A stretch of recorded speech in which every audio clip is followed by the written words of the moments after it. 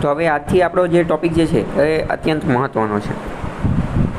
આજથી આપણે fiscal policy અને રેવન્યુ પોલિસી ને આ બધી વસ્તુ જે છે જોવાના છીએ. ફિસ્કલ પોલિસી ગુજરાતીમાં એને કહેવાય રાજકોષીય નીતિ. રાજકોષીય નીતિ, બરાબર. અત્યારે થોડું ઘણું હું તમને આના વિશે સમજાવી દઉં. આગળ આવશે તો ફરીથી સમજાવીશ. બે પ્રકારની પોલિસી આવે. એક તો ફિસ્કલ પોલિસી એટલે કે એફપી અને એક તો મોનેટરી પોલિસી એટલે કે એમપી. ફિસ્કલ પોલિસી અને મોનેટરી પોલિસી. ફિસ્કલ પોલિસીને ગુજરાતીમાં કહેવાય રાજકોષીય નીતિ અને મોનેટરી પોલિસીને ગુજરાતીમાં કહેવાય મૌદ્રિક નીતિ. મૌદ્રિક નીતિ. ગુજરાતી યાદ રાખવું જરૂરી છે તો કે હા, ગુજરાતની પરીક્ષામાં ગુજરાતીમાં પૂછાશે. કઈ રીતે યાદ રાખવું તો કે મોનેટરી પોલિસી એમ ઉપરથી મૌદ્રિક નીતિ એમ, બરાબર. પહેલી વસ્તુ. બીજી વસ્તુ, મોનેટરી પોલિસી કોણ બનાવે તો કે આરબીઆઈ દ્વારા બનાવવામાં આવે. આરબીઆઈ. મોનેટરી પોલિસીમાં શબ્દ છે મની, તો કે મની સાથે મની પ્રિન્ટ કરવાનું, એને મિન્ટ કરવાનું, એ બધું કામ કોણ કરે તો કે આરબીઆઈ કરે છે. તો યાદ રહી જાય કે મોનેટરી મની શબ્દ છે તો કોણ બનાવતું હશે? આરબીઆઈ બનાવતું હશે. આટલી વસ્તુ ખ્યાલ આવી. આ બધા કીવર્ડ મહત્ત્વના છે. એ પહેલાં લેક્ચરમાં જ આપણે સમજાવી દીધું છે. તો કીવર્ડ એસોસિએશનથી જ આપણે બધું કીવર્ડને જોડીને જ આપણે બધું યાદ રાખવાનું છે. મોનેટરી પોલિસી મૌદ્રિક નીતિ કોણ બનાવે તો કે આરબીઆઈ. મની એટલે પૈસા, પૈસા સાથે કોણ જોડાયેલું છે? આરબીઆઈ. બીજી વાત કરીએ ફિસ્કલ પોલિસી. ફિસ્કલ પોલિસીને ગુજરાતીમાં કહેવાય રાજકોષીય નીતિ. રાજકોષીય નીતિ, બરાબર. તો રાજકોષીય નીતિ કોણ બનાવે તો કે સરકાર બનાવે. સરકાર. અને એમાં પણ ખાસ કરી અને કોણ બનાવે તો કે ફાઇનાન્સ મિનિસ્ટર એટલે કે નાણામંત્રી. યાદ કઈ રીતે રાખવું તો કે ફિસ્કલ પોલિસીમાં એફ છે, ફાઇનાન્સ મિનિસ્ટરમાં એફ છે. ફિસ્કલ પોલિસીમાં પણ એફ છે અને ફાઇનાન્સ મિનિસ્ટરમાં પણ એફ છે. એફ ઉપરથી યાદ રાખવું. બીજું કઈ રીતે યાદ રાખવું? ગુજરાતીમાં કહેવાય રાજકોષીય નીતિ. તો કે રાજ કોણ કરે છે? રાજ. હકીકતમાં તમને ખ્યાલ હશે કે જે પહેલાં રાજાશાહી હતી, રાજાશાહીમાંથી અત્યારે શું આવી ગયું? ડેમોક્રેસી એટલે કે લોકશાહી. તો અત્યારે રાજ કોનું છે તો કે આ રાજ અત્યારે સરકારનું છે. એવું કહી શકાય. પહેલાં રાજાનું હતું, હવે સરકારનું છે. તો રાજકોષીય નીતિ, રાજ ઉપરથી પણ યાદ રાખી લો કે સરકાર. અને સરકારમાં પણ કોણ? નાણામંત્રી. ખ્યાલ આવ્યો કે ન આવ્યો? હવે ફિસ્કલ પોલિસી જે છે એ બનાવવામાં આવે. તો ફિસ્કલ પોલિસી કઈ રીતે બનાવે? સૌથી મોટી ફિસ્કલ પોલિસી જે છે એ બજેટ છે. બજેટ. દર વર્ષે જે બજેટ રજૂ કરવામાં આવે તો એ સૌથી મોટી રાજકોષીય નીતિ છે. તમને ખ્યાલ હશે કે બજેટ શું છે તો કે બજેટમાં 3 વર્ષના આંકડા આપેલા હોય. 3 વર્ષના આંકડા. બજેટ મુખ્યત્વે શું છે તો કે આવક અને જાવક. આવક અને જાવકનો ખ્યાલ, બરાબર. આવક અને જાવકનો ખ્યાલ અથવા આવક અને ખર્ચનો ખ્યાલ. છેલ્લા 2 વર્ષમાં કેટલી આવક થઈ, કેટલો ખર્ચ થયો, અને આવનારા વર્ષમાં, ભવિષ્યમાં આવનારા વર્ષમાં કેટલી આવક થવાનો અંદાજ છે અને કેટલો ખર્ચ થશે એ, બરાબર. જૂના વર્ષના જે આંકડા હોય એ બિલકુલ સાચા આપેલા હોય અને હવે ભવિષ્યના વર્ષના જે આપેલા હોય એ અંદાજ મારેલું હોય. આ વાક્ય સમજી શકો કે નહીં? તો કે આ સીધી વસ્તુ છે. વર્ષ પૂરું થઈ ગયું છે, ઓલરેડી આવક થઈ ગઈ છે અને ખર્ચ પણ થઈ ગયો છે, તો સાચા આંકડા જ મૂકશે ને. અને હવે ભવિષ્યનું વર્ષ એ તો હજી આવ્યું જ નથી, તો અંદાજ જ લગાવશે ને. ખ્યાલ આવ્યો? બજેટ એટલે શું? બજેટ કોણ બનાવે તો કે નાણાં મંત્રાલય એટલે કે નાણામંત્રી. તો કે ફિસ્કલ પોલિસી કોની સાથે જોડાયેલી છે? ફિસ્કલ પોલિસી સૌથી મોટી કઈ છે? સૌથી મોટી ફિસ્કલ પોલિસી તો કે બજેટ, બરાબર. હકીકતમાં સંસદમાં બજેટ રજૂ કરવાનું કામ જે છે એ પ્રેસિડેન્ટ રાષ્ટ્રપતિનું છે. હકીકતમાં સંસદમાં બજેટ રજૂ કરાવવાનું કામ રાષ્ટ્રપતિનું છે. પરંતુ રાષ્ટ્રપતિ એ એક ડિગ્નિટી, એક ગરિમાભર્યું પદ છે. રાષ્ટ્રપતિ આવા નાના કામ ખુદ ન કરે. એટલે રાષ્ટ્રપતિ આ કામ કોના દ્વારા કરાવે? ફાઇનાન્સ મિનિસ્ટર, નાણામંત્રી દ્વારા. આમે તમને ખ્યાલ હશે કે બધા જે મંત્રીઓ હોય એ હકીકતમાં રાષ્ટ્રપતિની નીચે જ કામ કરતા હોય છે, અથવા તો રાષ્ટ્રપતિ જેને શપથ લેવડાવે છે. તો બધા મંત્રીઓને કહી શકે રાષ્ટ્રપતિ કે આમ કરો, ઓલું કરો ને પેલું કરો. તો બજેટ રાષ્ટ્રપતિએ રજૂ કરાવવાનું હોય, પણ સંસદમાં પણ એ કોની પાસે કરાવે છે? નાણામંત્રી પાસે. ઓકે, ખ્યાલ આવ્યો? હવે મોનેટરી પોલિસીની વાત કરીએ તો મોનેટરી પોલિસી જે છે એ આરબીઆઈ દ્વારા રજૂ કરવામાં આવે છે. અને આરબીઆઈ દ્વારા આ મોનેટરી પોલિસી જે છે એની દર 2 મહિને મિટિંગ કરવામાં આવતી હોય. દર 2 મહિને. દર 2 મહિને જે મિટિંગ કરવામાં આવે તો એને કહેવાય monetary policy committee. Monetary policy committee. Monetary policy કમિટીની દર 2 મહિને મિટિંગ થાય અને એમાં 6 સભ્યો હોય છે. 6 સભ્ય.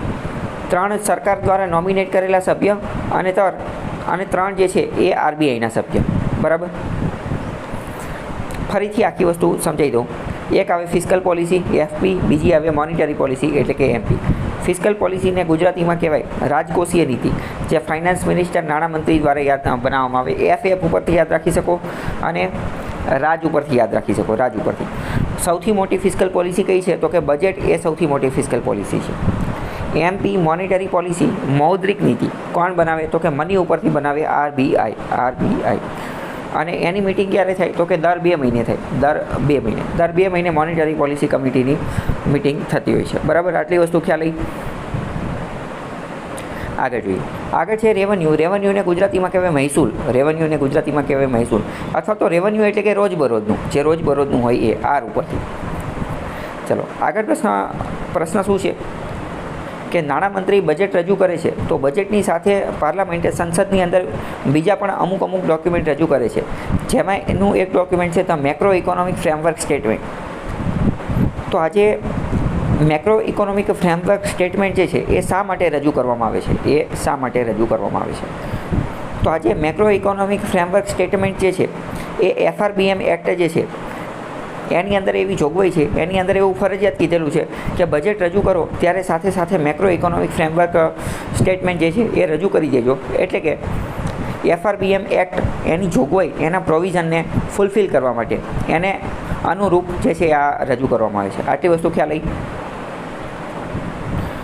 બરાબર, કે બજેટની સાથે કે બીજું કયું ડોક્યુમેન્ટ રજૂ કરવામાં આવે છે? તો કે આ macro economic framework statement. Micro નહીં, માઇક્રો એટલે નાનું અને મેક્રો એટલે મોટું. જ્યારે દેશ લેવલે વાત હોય ત્યારે મેક્રોની. બરાબર. હા, FRBM એક્ટ શું છે એ આપણે સમજીશું. અત્યારે હું તમને ટૂંકમાં સમજાવી દઉં. FRBM એક્ટ શું કહે છે? તો કે fiscal responsibility and budget management act. પહેલાં તો આ શેની વાત કરે છે? તો કે શબ્દ ઉપરથી જ સમજવાનું. આપણે બધી વસ્તુ કીવર્ડથી જ સમજીશું. બજેટનું મેનેજમેન્ટ કરવાનું છે. બજેટનું શું કરવાનું છે? મેનેજમેન્ટ કરવાનું છે.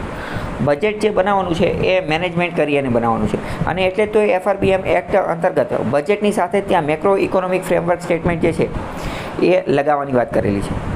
ચલો, બજેટનું મેનેજમેન્ટ હોવું જરૂરી છે. એવું નહીં કે એલફેલ ગમે એ રીતે અધુમધુ કોઈ પણ વ્યક્તિ આવી અને બજેટ બનાવી દે અને ગમે એવું આડાવડું બજેટ બનાવી દે. અથવા તો માની લો કે ફાઇનાન્સ મિનિસ્ટ્રી જે છે, બરાબર, તો એને બજેટના 50% રકમ આપી દીધી. ડિફેન્સ મિનિસ્ટ્રી જે છે તો એને બજેટના 30% રકમ આપી દીધી. તો કે ના, આવી રીતે બજેટ નથી બનાવવાનું. ગમે એ રીતે નથી બનાવી દેવાનું. બજેટનું મેનેજમેન્ટ કરવાનું છે. એને વ્યવસ્થિત બુદ્ધિનો ઉપયોગ કરી અને રેશનલનો ઉપયોગ કરી અને દિમાગનો ઉપયોગ કરી અને એવી રીતે બનાવવાનું છે. ખ્યાલ આવ્યો? આને શું કહીશું? Budget management. બીજી વસ્તુ છે ફિસ્કલ રિસ્પોન્સિબિલિટી. રિસ્પોન્સિબિલિટી એટલે કે જવાબદારી. ફિસ્કલનો મતલબ શું? તો કે રાજકોષીય. જ્યારે તમે રાજકોષીય નીતિ બનાવો અથવા તો બજેટ બનાવો અથવા તો કોઈ પણ સરકારી ખર્ચા કરો તો એને રિસ્પોન્સિબિલિટી, જવાબદારીથી વાપરવાના છે. જવાબદારીથી કોઈ પણ ખર્ચા કરવાના છે. તમને ખ્યાલ હશે કે સરકારની અંદર રાજનેતા હોય, પોલિટિક્સ થતું હોય, રાજનીતિ થતું હોય, અને આ લોકો ઓલરેડી કરપ્શન કરવા માટે, જે તે આડાવડા ખર્ચા કરવા માટે કુખ્યાત હોય છે. અને આ FRBM એક્ટ 2003માં આવ્યો હતો. અને 2003ની પહેલાં 2001, 2002 એ બધાની વચ્ચે તો ઓલરેડી આ બધી સમસ્યા હતી જ તે. સરકાર ઉપર વારંવાર એવા આરોપ લાગતા રહેતા હતા કે સરકાર ખોટા ખર્ચા કરે છે, સરકાર આડાઅવડા ખર્ચા કરે છે, સરકાર જેન તે ખર્ચા કરે છે. તો સરકાર આડાઅવડા જેન તે ખર્ચા કરશે તો શું થશે? દેણું વધશે કે ઘટશે? આપણું જે પબ્લિક ડેટ, દેણું, પહેલાં આપણે ગુજરાતી ભાષામાં સમજીએ. દેણું જે છે એ વધશે કે ઘટશે? સરકાર આડાઅવડા ખર્ચા કરશે તો દેણું વધી જશે. એને જ ઇંગ્લિશમાં આ લોકો કે પબ્લિક ડેટ વધી ગયું. પબ્લિક ડેટ એટલે કે જાહેર વિત્ત, જાહેર દેણું જે છે એ વધી જશે. બરાબર. તો આ એક રીતે દેશની ઇકોનોમિક હેલ્થ, આર્થિક હેલ્થ માટે, આર્થિક સ્વાસ્થ્ય માટે આ સારું છે નહીં. એટલે પોલિસી મેકર્સે નક્કી કર્યું FRBM એક્ટ અંતર્ગત. અને FRBM એક્ટ અંતર્ગત એક રીતે ફાઇનાન્શિયલ ડિસિપ્લિન એટલે શું? તો કે શિસ્ત, નાણાકીય શિસ્ત, financial discipline, fiscal responsibility, budget management લાવવાની કોશિશ કરી. અને પ્રુડન્સનો મતલબ શું થાય? પ્રુડન્સનો મતલબ થાય કે આપણે ખબર છે ઘરે કેવી રીતે એક રૂપિયો હરખી રીતે વિચારી અને વાપરતા હોય, તો એવી રીતે ફાઇનાન્શિયલ પ્રુડન્સ લાવવાનું. જેને એકદમ સાદી ગુજરાતી ભાષામાં કેવું હોય તો કે કરકસર આવી. કરકસર, દરેક પૈસો જે છે એ કરકસરથી વાપરવાનો. ફરીથી આખી વસ્તુ સમજાવું. 2003ની આજુબાજુના વર્ષમાં સરકાર ઉપર એવા આરોપ લાગતા હતા કે સરકાર આડે અવડે જેમ તેમ બજેટ બનાવી દે છે, સરકાર આડા ખર્ચા વધુ કરે છે, જેમ તે ખર્ચો કરી નાખે છે. તો આ બધી વસ્તુ સરકાર ખર્ચો કરે છે એના કારણે દેણું વધી જાય છે, એટલે કે પીડી પબ્લિક ડેટ જે છે એ વધી જાય છે. આ બધી વસ્તુને ડામવા માટે FRBM એક્ટ જે છે એ બનાવવામાં આવ્યો. FRBM એટલે કે fiscal responsibility and budget management. તો આ એક્ટ લાવવામાં આવ્યો જેના અંતર્ગત ફિસ્કલ ડિસિપ્લિન, ફિસ્કલ પ્રુડન્સ ને ધ્યાને રાખવામાં આવે અને જે ફિસ્કલ હેલ્થ જે છે એને સારી કરવામાં આવે. આ એનો ઉદ્દેશ્ય હતો. આટલી વસ્તુ ખ્યાલ આવ્યો કે નહીં?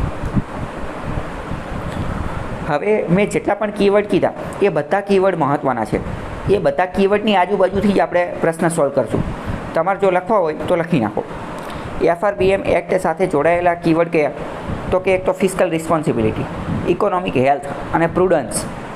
ફિસ્કલ પ્રુડન્સ બરાબર ખ્યાલ આવ્યો કે નહીં?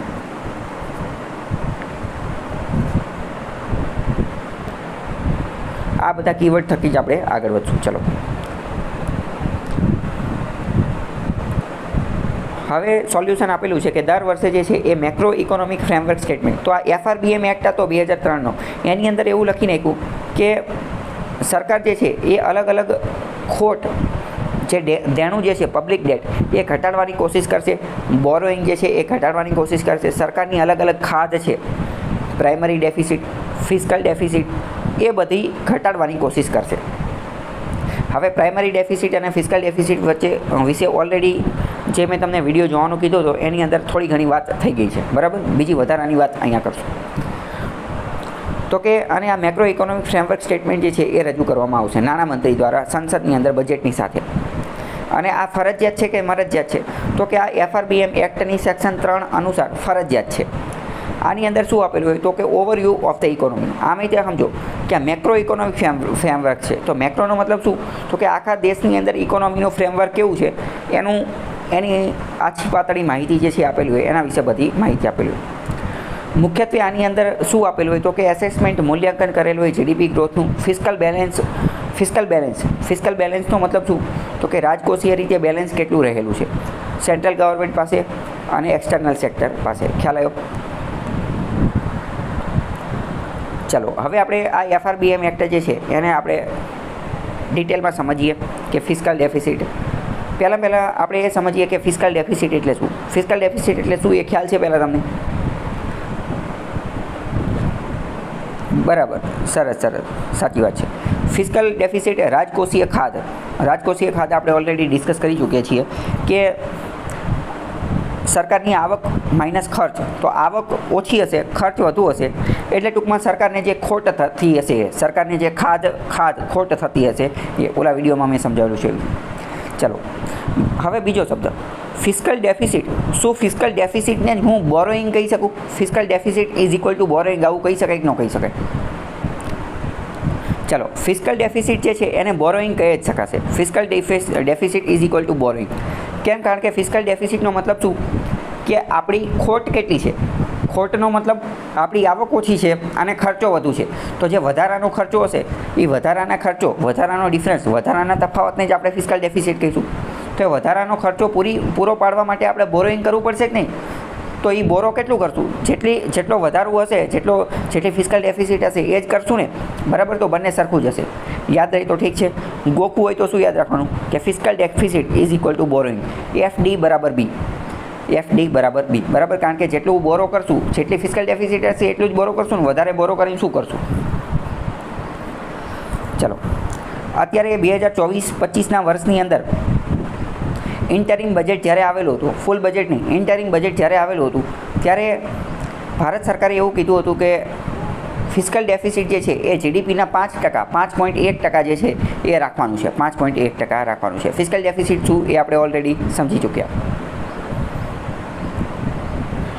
ચલો અહીંયા હું તમને એક વિધાન કહું. શું આપણે એવું કહી શકીએ કે ફિસ્કલ ડેફિસિટ એવું દર્શાવે છે કે સરકારની આવક ઓછી છે? એવું આ વિધાન સાચું પડશે, ખોટું પડશે? સરકારની આવક ઓછી છે તો કે હા, સાચું.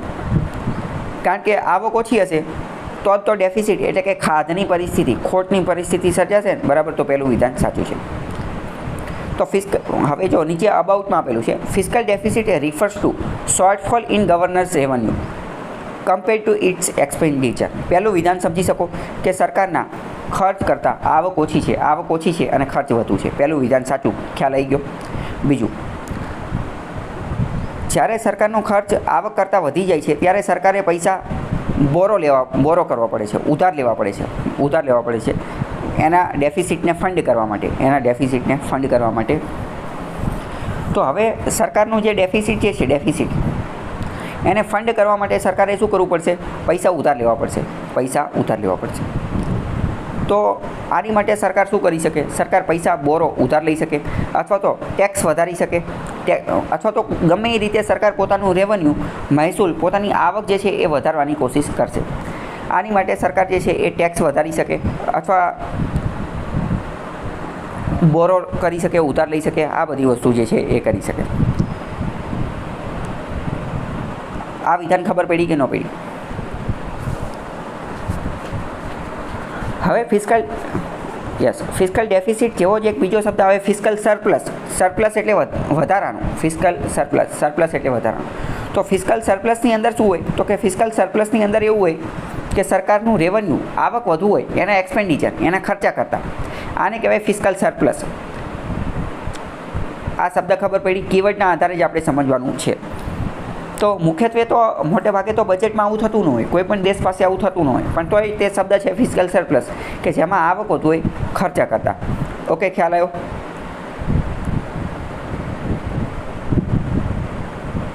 નંબર 8 ઉપર પહોંચી ગયા.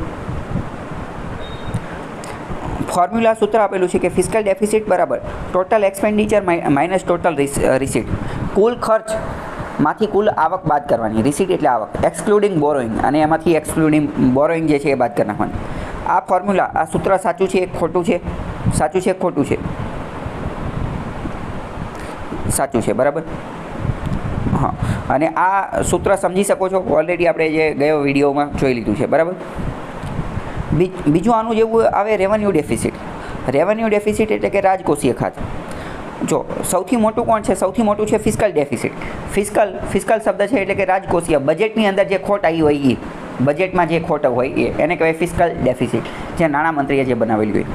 એની નીચે બે વિભાગ પડે. એક તો રેવન્યુ ડેફિસિટ એટલે કે રાજકોષીય ખાત, અને બીજું કેપિટલ ડેફિસિટ, મૂડીગત ખાત. રેવન્યુ ડેફિસિટ અને કેપિટલ ડેફિસિટ. રેવન્યુ ડેફિસિટ એટલે શું? તો કે રેવન્યુ એટલે કે રોજબરોજનો જે ખર્ચો હોય, રેવન્યુની અંદર જે ખોટ આવતી હોય અને કેપિટલની અંદર જે ખોટ આવતી હોય. બે ડિપાર્ટમેન્ટ હોય, એક તો રેવન્યુ ડિપાર્ટમેન્ટ અને એક તો કેપિટલ ડિપાર્ટમેન્ટ. રેવન્યુ ડિપાર્ટમેન્ટમાં જે ખાત આવે એને કહેવાય રેવન્યુ ડેફિસિટ. કેપિટલમાં જે આવે એને કેપિટલ ડેફિસિટ. તો રેવન્યુ ડેફિસિટ શું કહે છે? કે government business can be determined by subtracting revenue deficit બરાબર total revenue receipt minus total revenue expenditure. આ વિધાન સાચું છે ખોટું છે? તો આ વિધાન પણ સાચું છે. રેવન્યુની આવક માઇનસ રેવન્યુનો ખર્ચ, એ બંનેને બાદ કરી નાખો. રેવન્યુની આવક માઇનસ રેવન્યુનો ખર્ચ એટલે આપણને રેવન્યુ ડેફિસિટ મળી જાય. આવી જ રીતે બીજી મહત્ત્વની વસ્તુ આવે ડેટ ટુ જીડીપી રેશિયો. સરકારનું અમુક દેણું હોય, તો એ દેણું જીડીપીની સરખામણીમાં કેટલું છે? જીડીપીની સરખામણીમાં દેણું કેટલું છે? તો એને આપણે કહીએ ડેટ ટુ જીડીપી રેશિયો. 70% માની લો કે આપણું દેણું છે, તો એનો મતલબ શું? આપણી જીડીપી જેટલી જે છે, જીડીપી એના 70% જે છે એ આપણું ડેટ એટલે કે દેણું જે છે એ છે. બરાબર, ખ્યાલ આવ્યો? કઈ રીતે આનું ફોર્મ્યુલા જો લખવું હોય તો નીચે છેદમાં ટોટલ જીડીપી રાખવાની અને ઉપર જે છે એ સરકારનું દેણું રાખવાનું. આને આપણે ડેટ ટુ જીડીપી રેશિયો કહીએ. રેશિયો તો આપણે એવી જ રીતે ગણી શકીએ, ડેટ ટુ જીડીપી, બરાબર. તો ઉપર ડેટ રાખવાનું અને નીચે જીડીપી રાખવાની. રેશિયો, ગુણોત્તર આપણે એવી જ રીતે તો ગોતી શકીએ, બરાબર. ચલો, સરકાર ફિસ્કલ ડેફિસિટને કઈ રીતે ફંડ કરી શકે? તો આપણે પહેલાં જોયું કે પહેલું તો સરકાર પૈસા ઉધાર લઈ શકે. બીજું, સરકાર પોતાના આવકના સ્ત્રોતો જે છે એ વધારી શકે. એટલે કે રેવન્યુ ઇન્કમ વધારી શકે. એની માટે સરકાર ટેક્સ વધારી શકે. કયો ટેક્સ વધારી શકે? Direct tax, indirect tax, GST, income tax, corporate tax, કોઈ પણ. હવે બીજું, સરકારે પૈસા ઉધાર લેવાના છે, તો ઉધાર ક્યાંથી લેશે? બોન્ડ માર્કેટમાંથી. માર્કેટની અંદરથી પૈસા જે છે એ સરકાર ઉધાર લેશે. બોન્ડ માર્કેટની અંદરથી પૈસા જે છે એ ઉધાર લઈ શકે. આરબીઆઈ પાસેથી પણ સરકાર જે છે એ ઉધાર લઈ શકે. આરબીઆઈ પાસેથી પણ સરકાર ઉધાર લઈ શકે. બરાબર, આટલી વસ્તુ ખ્યાલ આવી. હવે ડાયરેક્ટ જે છે એ 12 નંબરના પાના ઉપર FRBM એક્ટના અંદર આવી જાઓ.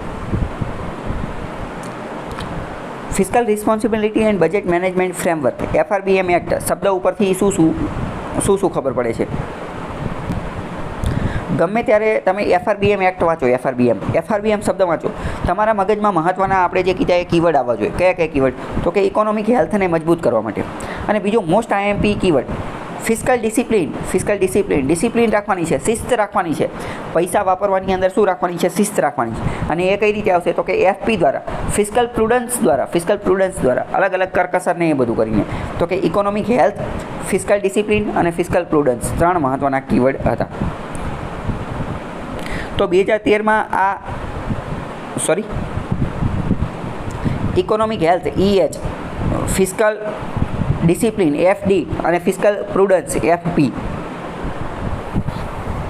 ઇકોનોમિક હેલ્થ, ફિસ્કલ ડિસિપ્લિન અને ફિસ્કલ પ્રુડન્સ. ડિસિપ્લિન અને પ્રુડન્સ. તો 2003માં સરકારે કાયદો બનાવ્યો.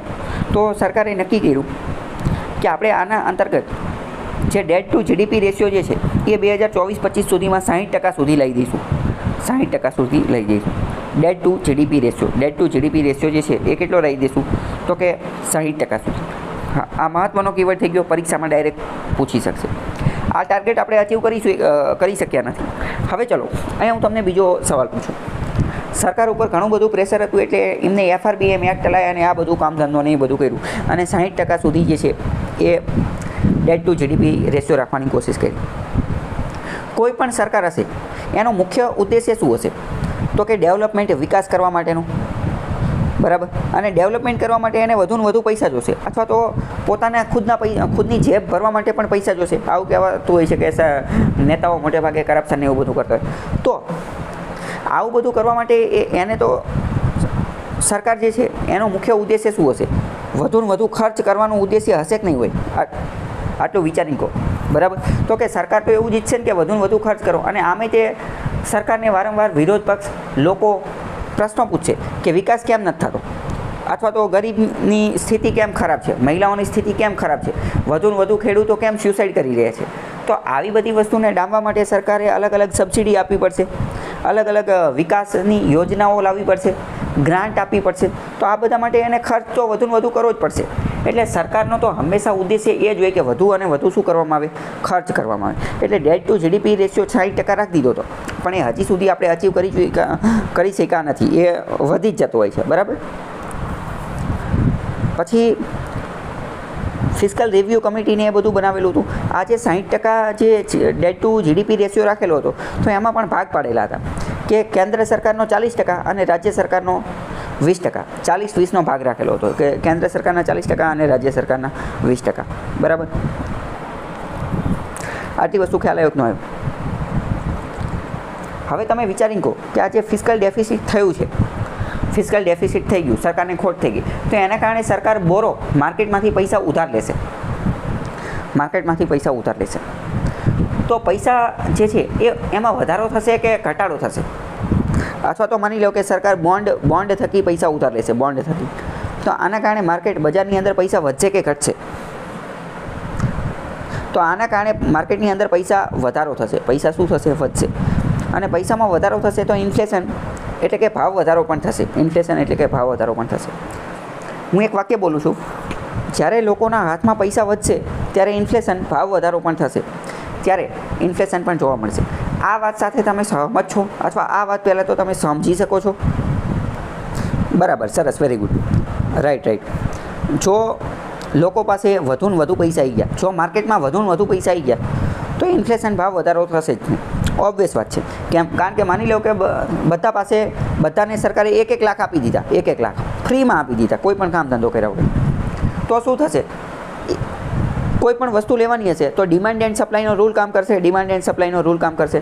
બધા જ લોકો એ વસ્તુ લેવા આવી જશે. જ્યારે એની સપ્લાય એ તો લિમિટેડ છે, તો બધા જ લોકો એ વસ્તુ લેવા આવી ગયા, તો દુકાનદાર જોશે કે આની તો ડિમાન્ડ વધુ છે તો એ શું કરશે, એનો ભાવ વધારી દેશે.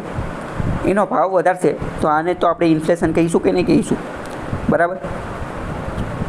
ડિમાન્ડ સપ્લાયવાળો કેસ છે એ યાદ રાખવાનો. અહીંયા સુધીમાં કંઈ ડાઉટ હોય તો પૂછો.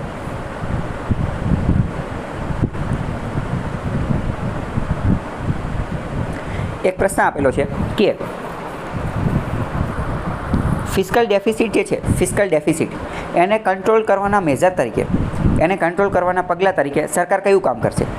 એફડીઆઈને એન્કરેજ કરશે, હાયર એજ્યુકેશન ઇન્સ્ટિટ્યુશનને પ્રાઇવેટ કરી નાખશે, ખાનગીકરણ વધારશે, બ્યુરોક્રેસી જે છે એની ડાઉન સાઇઝિંગ કરશે, એટલે કે બ્યુરોક્રેસી જે છે એને ઘટાડવાનું કામ કરશે, પબ્લિક સેક્ટર અંડરટેકિંગના શેર જે છે એને સેલ વેચવાનું કામ કરશે, અથવા એને ઓફલોડિંગ ગીરવે મૂકવા જેવું કામ કરશે. આ બધામાંથી સરકાર કયું કામ કરશે? જો રાજકોષીય ખાધ, ફિસ્કલ ડેફિસિટ જે છે એને ઘટાડવી હશે તો, એને કંટ્રોલ કરવી હશે તો. ક્વેશ્ચન એવું કહેવા માંગે છે કે ફિસ્કલ ડેફિસિટ, રાજકોષીય ખાધ એને ઘટાડવા માટે, એને કંટ્રોલ કરવા માટે એટલે કે ઘટાડવા માટે મેજર કયા પગલાં લેવામાં આવશે?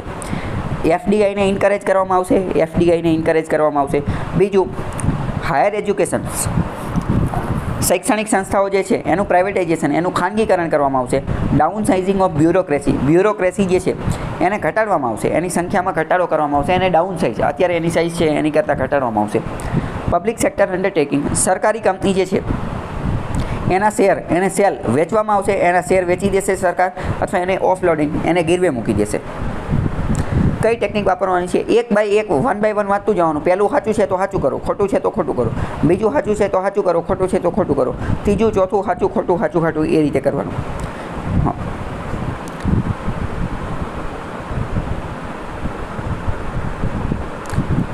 બરાબર, ત્રીજું સાચું છે, પછી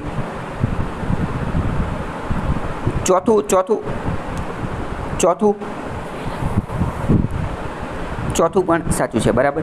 હવે આનો સાચો જવાબ જે છે એ 3 અને 4 છે. ત્રીજું અને ચોથું સાચું છે, ત્રીજું અને ચોથું જે છે એ સાચું છે.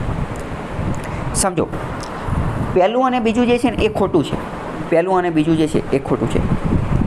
શા માટે ખોટું છે એ આપણે જોઈએ. કારણ કે સમજો, અહીંયા આપણે સરકારનો જે ડાયરેક્ટ તાત્કાલિક પૈસા કઈ રીતે આવે ને એ જોવાનું છે. તાત્કાલિક પૈસા એફડીઆઈથી સરકાર પાસે તાત્કાલિક પૈસા નહીં આવી જાય, અને એફડીઆઈથી જે છે એ ફિસ્કલ ડેફિસિટ તાત્કાલિક નહીં ઘટી જાય.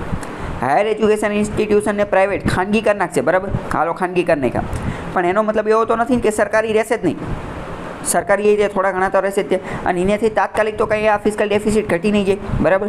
તો ઓરિજિનલ ડાયરેક્ટલી જોઈએ તો ડાયરેક્ટલી ખાલી 3 અને 4 જે છે એનેથી જ તે સરકાર પાસે તાત્કાલિક રોકડા પૈસા આવે છે, બીજા કોઈ સરકાર પાસે પૈસા આવતા નથી. ખ્યાલ આવ્યો? ચલો આગળ નીચેનો પ્રશ્ન જુઓ.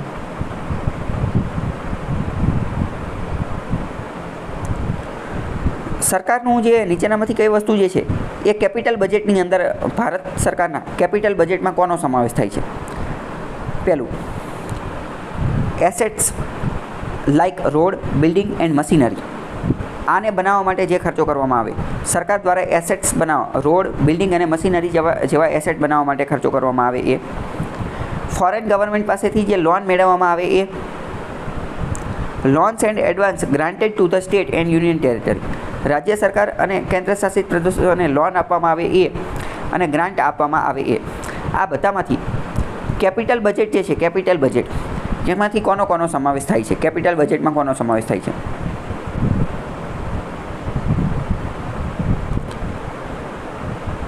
Yes, right. પહેલું તો બિલકુલ થશે જ તે, કારણ કે જ્યારે capital budget, capital revenue, capital expenditure, capital receipt મેં ચલાવેલું હતું ત્યારે ડિટેલમાં એક કીવર્ડ મોસ્ટ આઈએમપી વાપરેલો હતો કે ગમે ત્યાં એસેટનું નિર્માણ થતું હોય ને, ગમે આ એસેટનું નિર્માણ થતું હોય, કોઈ પણ જગ્યાએ એસેટનું નિર્માણ થતું હોય તો એ હંમેશા કયું હશે? કેપિટલ એક્સપેન્ડિચર હશે. કેપિટલ એક્સપેન્ડિચર સાથે કયો કીવર્ડ અલાઇન કરવાનો? તો કે એસેટનો. તો પહેલું સાચું છે. બીજું જુઓ, તો બીજું પણ સાચું છે. લોન જે છે એ કેપિટલ બજેટમાં આવશે. લોન જે છે એ કેપિટલમાં આવે, જ્યારે લોન ઉપરનું વ્યાજ, ઇન્ટરેસ્ટ જે છે એ રેવન્યુ, મહેસૂલવાળાની અંદર આવશે, બરાબર. કોઈ પણ જગ્યાએ બજેટવાળા ટોપિકની અંદર લોન પ્રશ્ન આવી જાય, લોન કીવર્ડ આવી જાય તો એ કોની અંદર આવશે? કેપિટલની અંદર. જ્યારે એની ઉપરનું જે વ્યાજ હશે એ કોની અંદર આવશે? રેવન્યુ, કારણ કે એ રોજબરોજનું થઈ જશે, દર મહિને દર વર્ષે વ્યાજ આપવાનું થશે એટલે, બરાબર. બીજું સાચું છે. ત્રીજું જોવો તો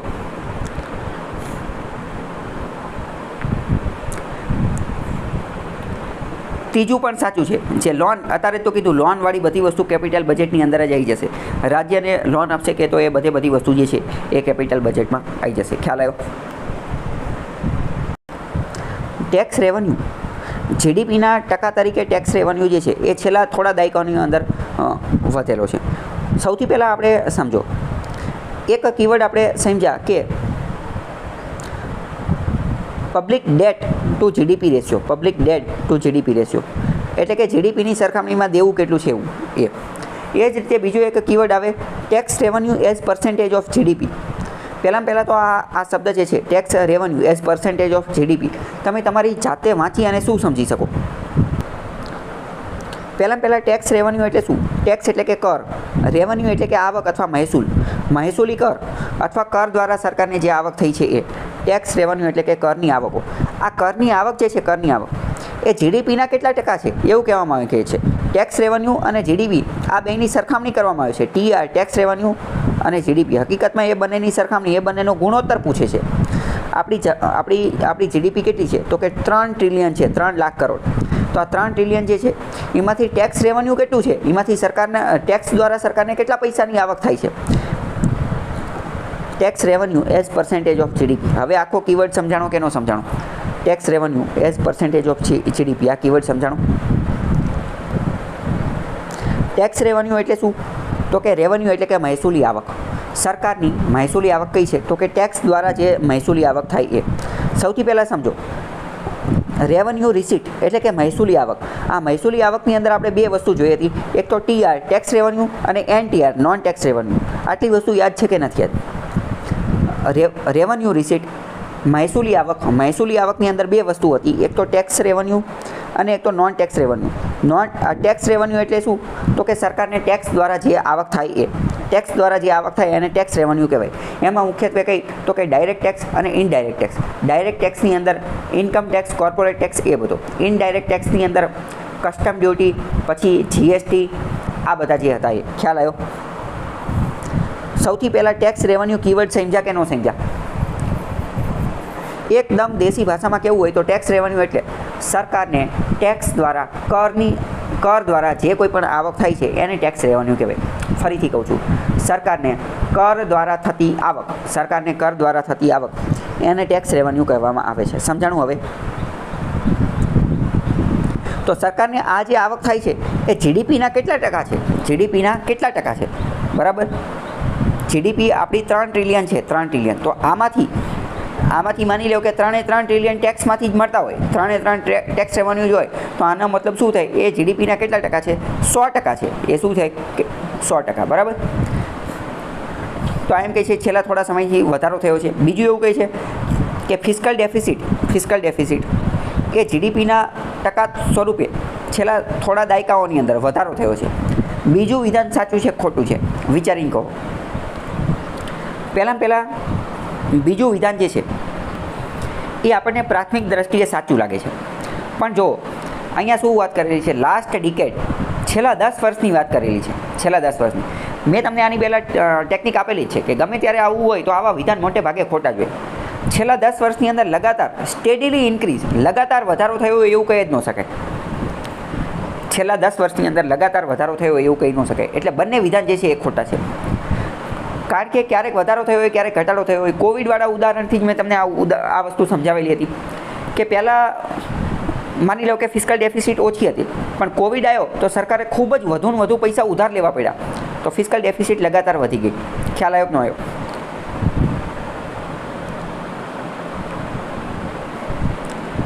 હવે ટેક્સ ટુ જીડીપી રેશિયો, ભારતની અંદર ટેક્સ ટુ જીડીપી રેશિયો જે છે એ 11% છે. એ કેટલો છે? 11%. 11%. આનો મતલબ શું? મતલબ કે આપણી જેટલી જીડીપી છે, માની લો કે આપણી જીડીપી 100 રૂપિયા હોય ને, તો આ 100 રૂપિયામાંથી 11 રૂપિયા જે છે એ ટેક્સમાંથી આવે છે. હવે ખ્યાલ આવ્યો? હમણાં તમને આ કીવર્ડ નહોતો સમજાણો કે ટેક્સ ટુ જીડીપી રેશિયો. હવે ખબર પડી ગઈ? તો આપણો ટેક્સ ટુ જીડીપી રેશિયો જે છે એ 11% છે, 11% છે, બરાબર. આપણી જીડીપી છે 3 ટ્રિલિયન, 3 લાખ કરોડ રૂપિયા. આ 3 લાખ કરોડ રૂપિયામાંથી 11% જે છે એ ટેક્સમાંથી આવે છે. આ રેશિયો સારો કહેવાય ખરાબ કહેવાય? તો એ આપણે કઈ રીતે કહી શકીએ? તો એ આપણે કોકની હારે સરખામણી કરવી તો ખબર પડે ને. એમને કઈ રીતે ખબર પડી જાય? OECD દેશ જે છે, organisation of economic cooperation and development, OECD દેશની અંદર ટેક્સ ટુ જીડીપી રેશિયો જે છે 34% છે. 34%, એવરેજ 34% છે. આપણો કેટલો છે? આપણે હજી 7% માંડ પહોંચ્યા છીએ. 7% પણ નથી પહોંચ્યા. 6%ની આજુબાજુ, સોરી 11%. આપણે 11% માંડ છે. આપણે કેટલો? 11% માંડ છે. જ્યારે એ લોકોને કેટલો છે? OECD દેશો જે છે એમની અંદર કેટલો છે? 35% જેટલો જોવા મળે છે. 35%. રાઉન્ડ ફિગરમાં યાદ રાખી તો આપણે 10% છે, આપણો 10% છે, અને OECD જે છે એનો 35% છે. આવું શા માટે હશે? આવું એટલા માટે છે કે ભારતની અંદર ટેક્સ બેઝ નેરો છે. એવું કહેવામાં આવે છે કે માત્ર 1% લોકો જ ઇન્કમ ટેક્સ ભરે છે. 1% લોકો જ ઇન્કમ ટેક્સ ભરે છે, બરાબર. મતલબ કે ટેક્સ બહુ બધા લોકો ભરતા નથી, એના કારણે આપણો ટેક્સ બેઝ ઓછો છે. તો વારંવાર એવું કહેવાતું હોય છે કે સરકારે ટેક્સ બેઝ વધારવો જોઈએ. વધુ અને વધુ જે છે લોકો ઇન્કમ ટેક્સના દાયરામાં આવે એ કરવું જોઈએ. વધુ અને વધુ કોર્પોરેટ ટેક્સ ભરવામાં આવે એ કરવું જોઈએ. તો ટેક્સનો દાયરો જે છે એ વધારવો જોઈએ. ટેક્સનો દાયરો વધારવા માટે શું કરવું જોઈએ? Formalisation of economy. મોટાભાગના લોકો અનઓર્ગેનાઇઝડ સેક્ટરમાં કામ કરે છે, એને ઓર્ગેનાઇઝડ સેક્ટરમાં લાવવો જોઈએ, ઇકોનોમીનો હિસ્સો બનાવવો જોઈએ, ફાઇનાન્શિયલ ઇન્ક્લુઝનથી આ બધાથી કામ કરવું જોઈએ. આટલી વસ્તુ ખ્યાલ આવી નહીં. આ એક આંકડો યાદ રાખવાનો છે કે આપણો 10% છે અને OECD દેશની અંદર 35% જોવા મળે છે, બરાબર.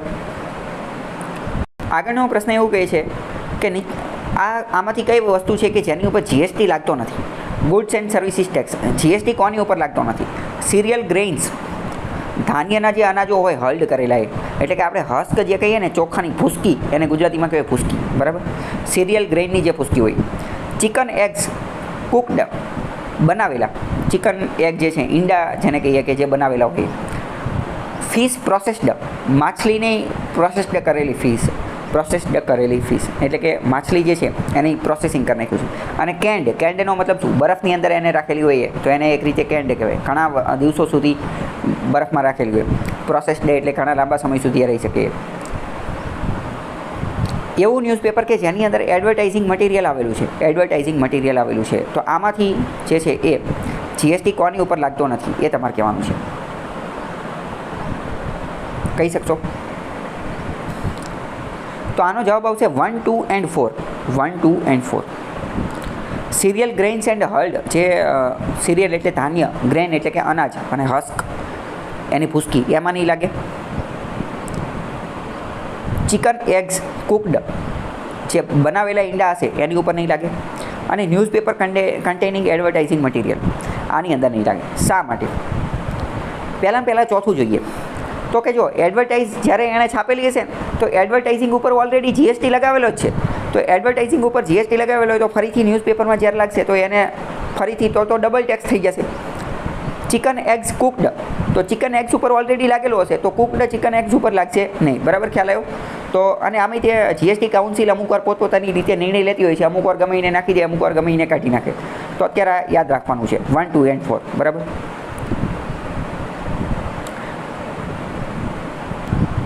બીજી વાત કરીએ, ન્યૂઝપેપર જે છે, ન્યૂઝપેપરમાં એડવર્ટાઇઝ આવતી હોય કે ન આવતી હોય એને 0% રેટમાં રાખેલો છે, એને ટેક્સ લાગેલો નથી, બરાબર. GST જે પ્રિપેર કરવામાં આવેલો, હવે આ આખો ટોપિક જે છે ને એ GSTની આજુબાજુનો જ છે. તો કે GST જે છે એ કઈ ટાસ્ક ફોર્સ દ્વારા બનાવવામાં આવેલો હતો? તો કે વિજય કેલકર કમિટી. વિજય કેલકર સમિતિનું નામ યાદ રાખવાનું છે. વિજય કેલકર સમિતિએ આ આખું બનાવેલું હતું. આગળનો પ્રશ્ન જો, GSTના ફાયદા કયા છે? GSTના ફાયદા 3 આપેલા છે. 3માંથી સાચા કયા, ખોટા કયા?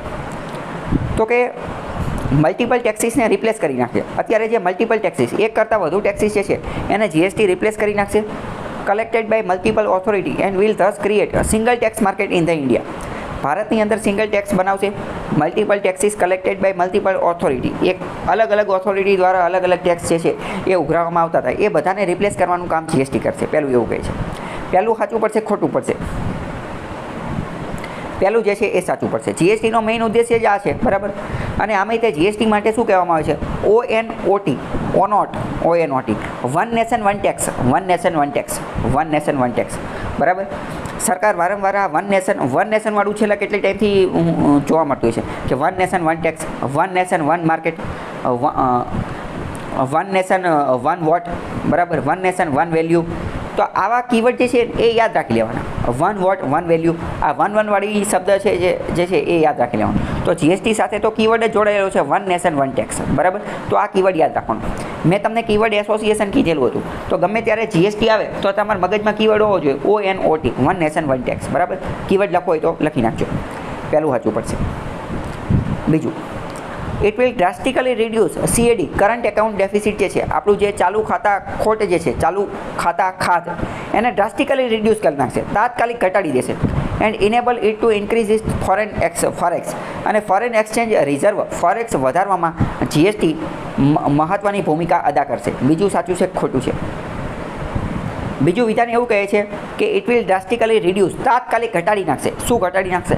CAD, કરંટ એકાઉન્ટ ડેફિસિટ, ચાલુ ખાતાની અંદર જે ખોટ રહેલી છે, ચાલુ ખાતાની અંદર જે ખાધ રહેલી છે એ તાત્કાલિક ઘટાડી નાખશે. અને ભારતનું ફોરેક્સ જે છે એ વધારી દેશે.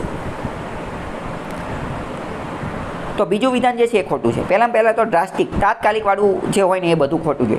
તાત્કાલિક કોઈ વસ્તુ જે છે એ કરંટ એકાઉન્ટ ડેફિસિટ કે એ ઘટાડી ન શકે, અને તાત્કાલિક કોઈ આ ફોરેક્સ પણ વધશે નહીં. હવે પહેલાં તો આ કરંટ એકાઉન્ટ ડેફિસિટ શું છે એ ખ્યાલ છે તમને? સરકારના બે એકાઉન્ટ છે, એક તો કેપિટલ એકાઉન્ટ અને એક તો કરંટ એકાઉન્ટ. કેપિટલ એકાઉન્ટ અને કરંટ એકાઉન્ટ. આજે આપણે રેવન્યુ ડેફિસિટ જે છે ને, રેવન્યુ ડેફિસિટ, એને જ તે બીજી રીતે કરંટ એકાઉન્ટ ડેફિસિટ કહેવામાં આવે છે. કરંટ એટલે શું? ચાલુ ખાતું. કરંટ એકાઉન્ટને આપણે દેશી ભાષામાં ચાલુ ખાતું, બરાબર. તો ચાલુ ખાતામાં તો જે રોજબરોજની બાબતો હોય એ જ કરીએ છીએ ને, તો રોજબરોજવાળી કઈ છે? Revenue deficit. રેવન્યુ ડેફિસિટને બીજી ભાષામાં શું કહે છે?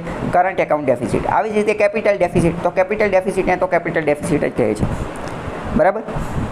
ત્રીજું જો, ઇટ વિલ ઇનોર્મસલી ઇન્ક્રીઝ. ઇનોર્મસલી એટલે કે પ્રચંડ રીતે, ધરખમ રીતે ઇન્ક્રીઝ, વધારી દેશે.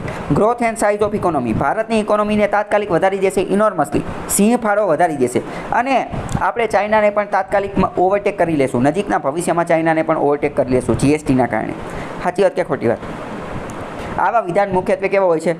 ખોટા હોય છે. હવામાં વાત કરતા હોય, કાલ્પનિક વાત કરતા હોય, હવાઈ કિલ્લા બનાવતા હોય, શેખ ચલીના વિચારો જેવા વસ્તુ કહેવાય, બરાબર. કે એવું જ હોય, બરાબર. તો જીએસટી વર્ષોથી લઈ દેત ને. અથવા તો બીજી વાત કરીએ, જીએસટી કીધું આવી ગયું, હજી આપણે આ કરી શક્યા નથી, બરાબર. તો આ વિધાન પણ ખોટું છે. ટૂંકમાં આવા શેખ ચલીના હવાઈ કિલ્લા જે છે એ આપણે ફાઇન્ડ આઉટ કરતા શીખવાનું છે, કે જેના કારણે આપણે જવાબ ગોતી શકીએ.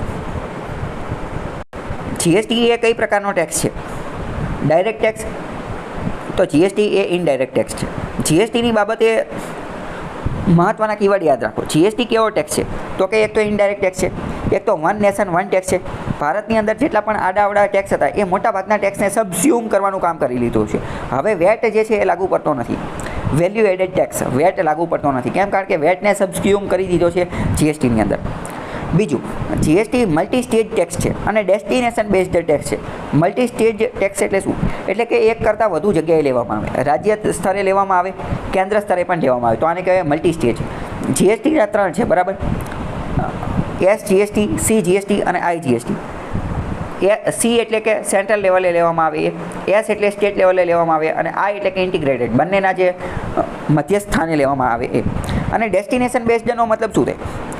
વસ્તુનું પ્રોડક્શન ક્યાં થાય છે એની હારે કંઈ લેવા દેવા નથી. ક્યાં જાય છે, ક્યાં પરિવહન થાય છે, ક્યાં પહોંચે છે, એની હારે કંઈ લેવા દેવા નથી. જીએસટી ઉઘરાવવાનો ક્યાં? તો કે એનું ડેસ્ટિનેશન, એનું વેચાણ જ્યાં થતું હોય ત્યાં અંતિમ બિંદુ ઉપર જે છે એને ઉઘરાવવાનો. ડેસ્ટિનેશન, એનું ડેસ્ટિનેશન જ્યાં હોય ને, જ્યાં એ વેચાતું હોય, જ્યાં એનું કન્ઝમ્પશન, જ્યાં ખપત થતું હોય ને, છેલ્લું બિંદુ હોય ને ત્યાં એને લેવાનું. કીવર્ડ યાદ રહેશે કે નહીં રહે? એક તો મલ્ટી સ્ટેજ છે અને એક તો ડેસ્ટિનેશન બેઝડ છે. અને વેટને સબસ્યુમ કરી દીધો છે. ચલો મોસ્ટ ટાઈમ અહીંયા એક બીજો મુદ્દો કહું. જ્યારે નરેન્દ્ર મોદી ગુજરાતના મુખ્યમંત્રી હતા એ જીએસટીનો વિરોધ કરતા હતા, અને જ્યારે ભારતના પ્રધાનમંત્રી બની ગયા જીએસટી લાવી દીધું. આવું શા માટે? આવું એટલા માટે કે રાજનીતિ તો છે જ તે, પણ બીજું એક કારણ છે, પોસ્ટ ફરી જાય, વિચારો ફરી જાય. કારણ કે જીએસટીથી ગુજરાતને નુકસાન હતું, ગુજરાતને જીએસટીથી નુકસાન હતું, પણ દેશને ફાયદો હતો, બરાબર. તો જ્યારે એ ગુજરાતના મુખ્યમંત્રી હતા તો ગુજરાતનો જ વિચાર છે ને, ગુજરાતનો જ વિચાર છે. તો એટલે ગુજરાત માટે જીએસટી કેવું હતું? નુકસાનકારક હતું, એટલે વિરોધ કરતા હતા. ભારતે પહોંચી ગયા ભારત લેવલે, ભારત માટે ફાયદો હતો તો ફાયદો કહી દીધો. કઈ રીતે? હવે આપણે એ સમજીએ. જીએસટી ડેસ્ટિનેશન બેઝ ટેક્સ છે. ડેસ્ટિનેશન બેઝનો મતલબ શું થાય? કે જ્યાં એની ખપત થતી હોય એન્ડ એનો જ્યાં થતો હશે અહીંયા. તો તમને ખ્યાલ હશે કે ગુજરાત તો મેન્યુફેક્ચરિંગનું હબ છે. ગુજરાતમાં ઘણું બધું મેન્યુફેક્ચરિંગ થાય છે. ગુજરાત પેટ્રોકેમિકલ ઇન્ડસ્ટ્રીની અંદર આગળ છે, ફાર્માસ્યુટિકલ ઇન્ડસ્ટ્રીની અંદર આગળ છે, મોટરસાઇકલ બનાવવામાં, ગાડી બનાવવામાં, ઓટોમોબાઈલ સેક્ટરની અંદર, રબર ઇન્ડસ્ટ્રીની અંદર, ટાયર ઇન્ડસ્ટ્રીની અંદર, કલર ઉદ્યોગની અંદર, કેમિકલ ઇન્ડસ્ટ્રીની અંદર, ટેક્સટાઇલ ઇન્ડસ્ટ્રીની અંદર, આ બધાની અંદર આગળ છે. ગુજરાતમાં લોજિસ્ટિક બહુ સારું છે. ગુજરાત એક્સપોર્ટ ઘણું બધું કરે છે. તો ગુજરાત આવી ઘણી બધી વસ્તુ બનાવી નાખે છે. તો ગુજરાત આ બધી વસ્તુ બીજા રાજ્યમાં પણ વેચે છે. તો બીજા રાજ્યમાં પણ વેચે તો શું ટેક્સ ગુજરાતને મળશે કે બીજા રાજ્યને મળશે? જીએસટી ઓફકોર્સ બીજા રાજ્યને મળશે. કેમ? કારણ કે ડેસ્ટિનેશન બેઝ ટેક્સ છે. ગુજરાત ગમે એટલું કામ કરી નાખે, ગમે એટલું મેન્યુફેક્ચરિંગ કરી નાખે, પ્રોડક્શન કરી નાખે, એ ટેક્સ ક્યાં મળશે? બીજા રાજ્યને મળશે. ગુજરાતને કયો ટેક્સ મળશે? ગુજરાતના લોકો જે વસ્તુ વાપરશે એ જ ટેક્સ મળશે. આ જીએસટીને એક બીજું એવું પણ કહેવાય છે consumption base tax. Consumption base એટલે કે જ્યાં એની વપરાશ થતી હોય ને, અંતિમ વપરાશ જ્યાં થતો હોય ત્યાં આ ટેક્સ લેવામાં આવે. બરાબર? તો આપણે અહીંયા ગુજરાતના લોકો જેટલું વાપરશે એટલો ટેક્સ મળશે, બીજો મળશે નહીં. ખ્યાલ આવ્યો? મુખ્યમંત્રી તરીકે વિરોધ અને વડાપ્રધાન તરીકે એક્સેપ્ટન્સ. શા માટે? ડેસ્ટિનેશન બેઝડના આધારે. ઓકે. જીએસટી જે છે એ બંધારણનો 101 નંબરનો સુધારો હતો. 2016માં 101 નંબરનો સુધારો જે છે એ કરેલો હતો. જીએસટી અંતર્ગત જો અત્યંત મહત્ત્વની કોઈ સંસ્થા હોય જીએસટીમાં, પ્રાઇમ લેવલની સંસ્થા, સર્વોચ્ચ લેવલની સંસ્થા, તો એ છે જીએસટી કાઉન્સિલ. જીએસટી કાઉન્સિલ અને જીએસટી કાઉન્સિલ એ બંધારણીય સંસ્થા છે. એ બંધારણના આર્ટિકલ 279A અનુચ્છેદ 279 એમાં આવેલી છે. આર્ટિકલ મહત્ત્વનો છે અને જીએસટી કાઉન્સિલ શબ્દ પણ મહત્ત્વનો છે. જીએસટીની અંદર અત્યારે કેટલા સ્લેબ છે? તો કે એક તો 0%, એક તો 5%, એક તો 12%, એક તો 18% અને એક તો 28%. જીએસટીની અંદર કેટલા સ્લેબ છે? તો કે કુલ 5 સ્લેબ છે. 5 સ્લેબ: 0%, 5%, 12%, 18% અને 28%. જીએસટી એ હકીકતમાં ટેક્સ સિસ્ટમ જે છે, ટેક્સ સિસ્ટમ એને સરળ કરવાનું કામ કરેલું છે. કેમ? કારણ કે પહેલાં અલગ અલગ ટેક્સ હતા, અલગ અલગ હતું. એ બધાને રદ કરી અને આ 5 જ ટેક્સ રાખી દીધા. ગમે એ ટેક્સ હશે, બરાબર, ગમે એ વસ્તુ, તો એની ઉપર કેટલો ટેક્સ લાગતો હશે? આ 5માંથી જે એકાદો લાગતો હશે. જ્યારે પહેલાં તો ગમે એ ટેક્સ અલગ અલગ રાખતો હતો, એટલે ટેક્સ સિસ્ટમને સિમ્પ્લિફાઈ કરેલી છે. જીએસટીના કેટલા સ્લેબ છે? 5: 0, 5, 12, 18 અને 28. 5-5ના નામ તમને ખબર હોવી જોઈએ, આંકડો ખબર હોવી જોઈએ. હવે કઈ વસ્તુ કયા દાયરામાં આવશે, કોને 0માં રાખવાની, કોને 5માં, કેને 18માં, એ નક્કી કોણ કરે? એ નક્કી કરવાનું કામ જીએસટી કાઉન્સિલ કરે છે. GST council. એની પહેલાં બીજી વાત કીધું, 0%માં કઈ વસ્તુઓ રાખેલી હશે અને 28%માં કઈ વસ્તુ રાખેલી હશે? 0%માં કઈ રાખેલી હશે અને 28%માં કઈ રાખેલી હશે? 0%માં કઈ કીધી? ચલો, જે ગરીબોને એફેક્ટ કરતી હશે અથવા જેની સૌથી વધુ લોકો ઉપયોગ કરતા હશે, જે જીવન જરૂરિયાતની વસ્તુ હશે, ઇસેન્શિયલ વસ્તુ હશે, એને મુખ્યત્વે 0%માં રાખેલી છે. મુખ્યત્વે, ફાઇનલી નથી કહેતો, બરાબર, મુખ્યત્વે. જ્યારે 28%માં કઈ હશે? 28%માં જે અમીર લોકોને એ બધા વાપરતા હશે. પણ 28%માં હું તમને એક કીવર્ડ કહી દઉં, યાદ રાખી લેજો, મોસ્ટ આઈપી કીવર્ડ છે. 28%માં મુખ્યત્વે સીન ગુડ્સ રાખેલી છે. Sin goods. Sin goods. સીનને ગુજરાતીમાં શું કહે? સીનને ગુજરાતીમાં કહે પાપી વસ્તુઓ. ગુડ્સ એટલે વસ્તુઓ, સીન એટલે પાપ. પાપી વસ્તુઓ. પાપી વસ્તુઓ કઈ છે? તો કે જે સમાજની અંદર જે છે એ નુકસાન કરતા હોય, સમાજની અંદર નુકસાન કરતા હોય. કોણ નુકસાન કરે? સમાજની અંદર નુકસાન કરે તો કે તમાકુ પ્રોડક્ટ, ટોબેકો પ્રોડક્ટ, તમાકુની વસ્તુઓ જે છે, બરાબર, ગેમ્બલિંગ ને આ બધી વસ્તુ, બરાબર. તો સીન પ્રોડક્ટ જે છે, દારૂ ને આ બધી વસ્તુ. દારૂ ઉપર તો જોકે જીએસટીને સ્લેબમાં હજી લાવેલા નથી, બરાબર. તો કે સીન પ્રોડક્ટ રાખેલી છે. પણ પ્રશ્ન ડાયરેક્ટ જ પૂછશે કે જીએસટીમાં 28% સ્લેબમાં કઈ છે? તો કીવર્ડ યાદ રાખી લો, સીન પ્રોડક્ટ. ટોબેકો પ્રોડક્ટ જે છે એ 28%માં છે. ખ્યાલ આવી ગયો? આ બધું નક્કી કોણ કરે? GST council. જીએસટી કાઉન્સિલના હેડ ચેરમેન કોણ હોય છે? જીએસટી કાઉન્સિલના ચેરમેન હોય છે યુનિયન ફાઇનાન્સ મિનિસ્ટર, કેન્દ્રીય નાણામંત્રી. કેન્દ્રીય નાણામંત્રી. આ સાથે જ દરેક રાજ્યના જે ફાઇનાન્સ મિનિસ્ટર, દરેક રાજ્યના જે નાણામંત્રી જે છે, દરેક રાજ્યના નાણામંત્રી એ પણ આના સભ્ય હોય છે. એ પણ આના સભ્ય હોય છે, બરાબર. હવે અત્યારે વાત કરીએ. અત્યારે petroleum, crude oil, high speed diesel, motor સ્પિરિટને ગુજરાતીમાં કહેવાય petrol, natural gas, aviation turbine fuel, આ બધી વસ્તુ ઉપર અત્યારે ટેક્સ લાગતો નથી, એટલે કે જીએસટી લાગતો નથી. અત્યારે જીએસટી લાગતો નથી. તો શું લાગે છે? તો રાજ્ય સરકાર અત્યારે એની ઉપર વેટ અથવા સ્ટેટ ટેક્સ, અલગ અલગ સ્ટેટ ટેક્સ લગાવે છે. વેટ એટલે વેલ્યુ એડેડ ટેક્સ. વેટ અત્યારે રાજ્ય સરકાર લગાવી શકતા નથી કોઈ પણ વસ્તુ, પણ આ અમુક વસ્તુ જે છે એની ઉપર હજી પણ લગાવે છે. બાકી બીજી વસ્તુ ઉપર લગાવી શકે નહીં. કેમ? કારણ કે વેટને ખાઈ ગયું કોણ? જીએસટી વેટને ખાઈ ગયું છે. હવે આ પેટ્રોલને, ડીઝલને, ક્રૂડ ઓઇલને આ બધા ઉપર જે ટેક્સ લાગતો નથી, તો આની ઉપર ટેક્સ ક્યારે લાગશે અને નક્કી કોણ કરશે કે આની ઉપર ટેક્સ લગાવવાનો કે નહીં લગાવવાનો? કહી શકશો તમે? આ નક્કી કરવાનું કામ કરશે જીએસટી કાઉન્સિલ. અત્યારે તો મેં તમને કહી દીધું, કોઈ પણ ટેક્સ કયા સ્લેબમાં લાવવાનો છે, કોની ઉપર ટેક્સ લગાવવો છે, કોની ઉપર નથી લગાવવાનો, આ બધું કામ કરશે જીએસટી કાઉન્સિલ. બંધારણીય સંસ્થા છે, સૌથી મોટી સંસ્થા છે, અઢળક પાવર લઈ અને બેઠી છે. 279A ની અંદર પાવર લઈ અને બેઠી છે, બરાબર. તો જીએસટી કાઉન્સિલ નક્કી કરશે. ગમે ત્યારે પેટ્રોલ, ડીઝલને એવું કહે છે કે વહેલા મોડા લાવશે, પણ ક્યારે લાવશે એ ખબર નહીં, પણ લાવશે કોણ? જીએસટી કાઉન્સિલ લાવશે. એ ફાઇનલ છે, બરાબર. બની શકે કે પેટ્રોલ ગુજરાતમાં સસ્તું હોય અને બીજા રાજ્યમાં મોંઘું હોય, અથવા બીજા રાજ્યમાં મોંઘું હોય અને ગુજરાતમાં સસ્તું હોય. બની શકે છે. કેમ? કારણ કે અત્યારે શું છે તો કે અત્યારે પેટ્રોલમાં રાજ્ય સરકાર પોતપોતાની રીતે ટેક્સ લગાવે છે. તો દરેક રાજ્ય અલગ અલગ ટેક્સ લગાવે છે. દરેક રાજ્ય જે છે એ અલગ અલગ રીતે ટેક્સ લગાવે છે. બની શકે એવું કે અલગ અલગ રાજ્યમાં પેટ્રોલ, ડીઝલનો ભાવ અલગ અલગ હોઈ શકે છે. જીએસટીમાં કઈ વસ્તુનો સમાવેશ થતો નથી, એટલે કે જીએસટી જે છે એણે કઈ વસ્તુને પોતાનામાં સમાવી લીધી છે? તો કે excise duty, custom duty, value added tax અને સર્વિસ ટેક્સ. તો જવાબ આવશે કસ્ટમ ડ્યુટી. કસ્ટમ ડ્યુટી જે છે એ જીએસટીમાં સમાવેશ થતી નથી. કેમ? કારણ કે પહેલાં તો સમજો કસ્ટમ ડ્યુટી શું છે. કસ્ટમ ડ્યુટી જે છે ને એ ઇમ્પોર્ટ એક્સપોર્ટ સાથે જોડાયેલી છે. અલગ અલગ મૂવીઝની અંદર અમુક વાર તમે જોયેલું હશે, કસ્ટમ ઓફિસરને એવું બધું જોયેલું હશે, અથવા કસ્ટમના માણસો એવું તમે સાંભળેલું હશે કે આ તો કસ્ટમના માણસો છે, આ તો કસ્ટમ ઓફિસર્સ છે. મુખ્યત્વે અમુક મૂવીમાં બતાવેલું હોય. કઈ મૂવીમાં? તો કે જ્યાં દાણ ચોરી કરવામાં આવતી હોય. દાણ ચોરી એટલે શું તો કે ખબર ન પડે, પણ શબ્દ વાપરીએ ઇંગ્લિશમાં. સ્મગલિંગ કરવામાં આવતું હોય. સ્મગલિંગ એટલે કે ગેરકાયદેસર જે વસ્તુ લાવવામાં આવતી હોય ને, તો કે ઘણી બધી વાર દુબઈથી ઇન્ડિયામાં ગોલ્ડ સ્મગલિંગ થતું હોય છે. ગોલ્ડ, સોનું જે છે એ અલગ અલગ રીતે લાવતા હોય સ્મગલિંગ કરીને. તો જેવા તે એ ભારતની સરહદની અંદર પહોંચે અથવા એ દેશની સરહદની અંદર પહોંચે, તો અહીંયા તરત જ કસ્ટમવાળા ઓફિસર ઊભા હોય. કસ્ટમ ઓફિસર જે છે એ ઊભા હોય.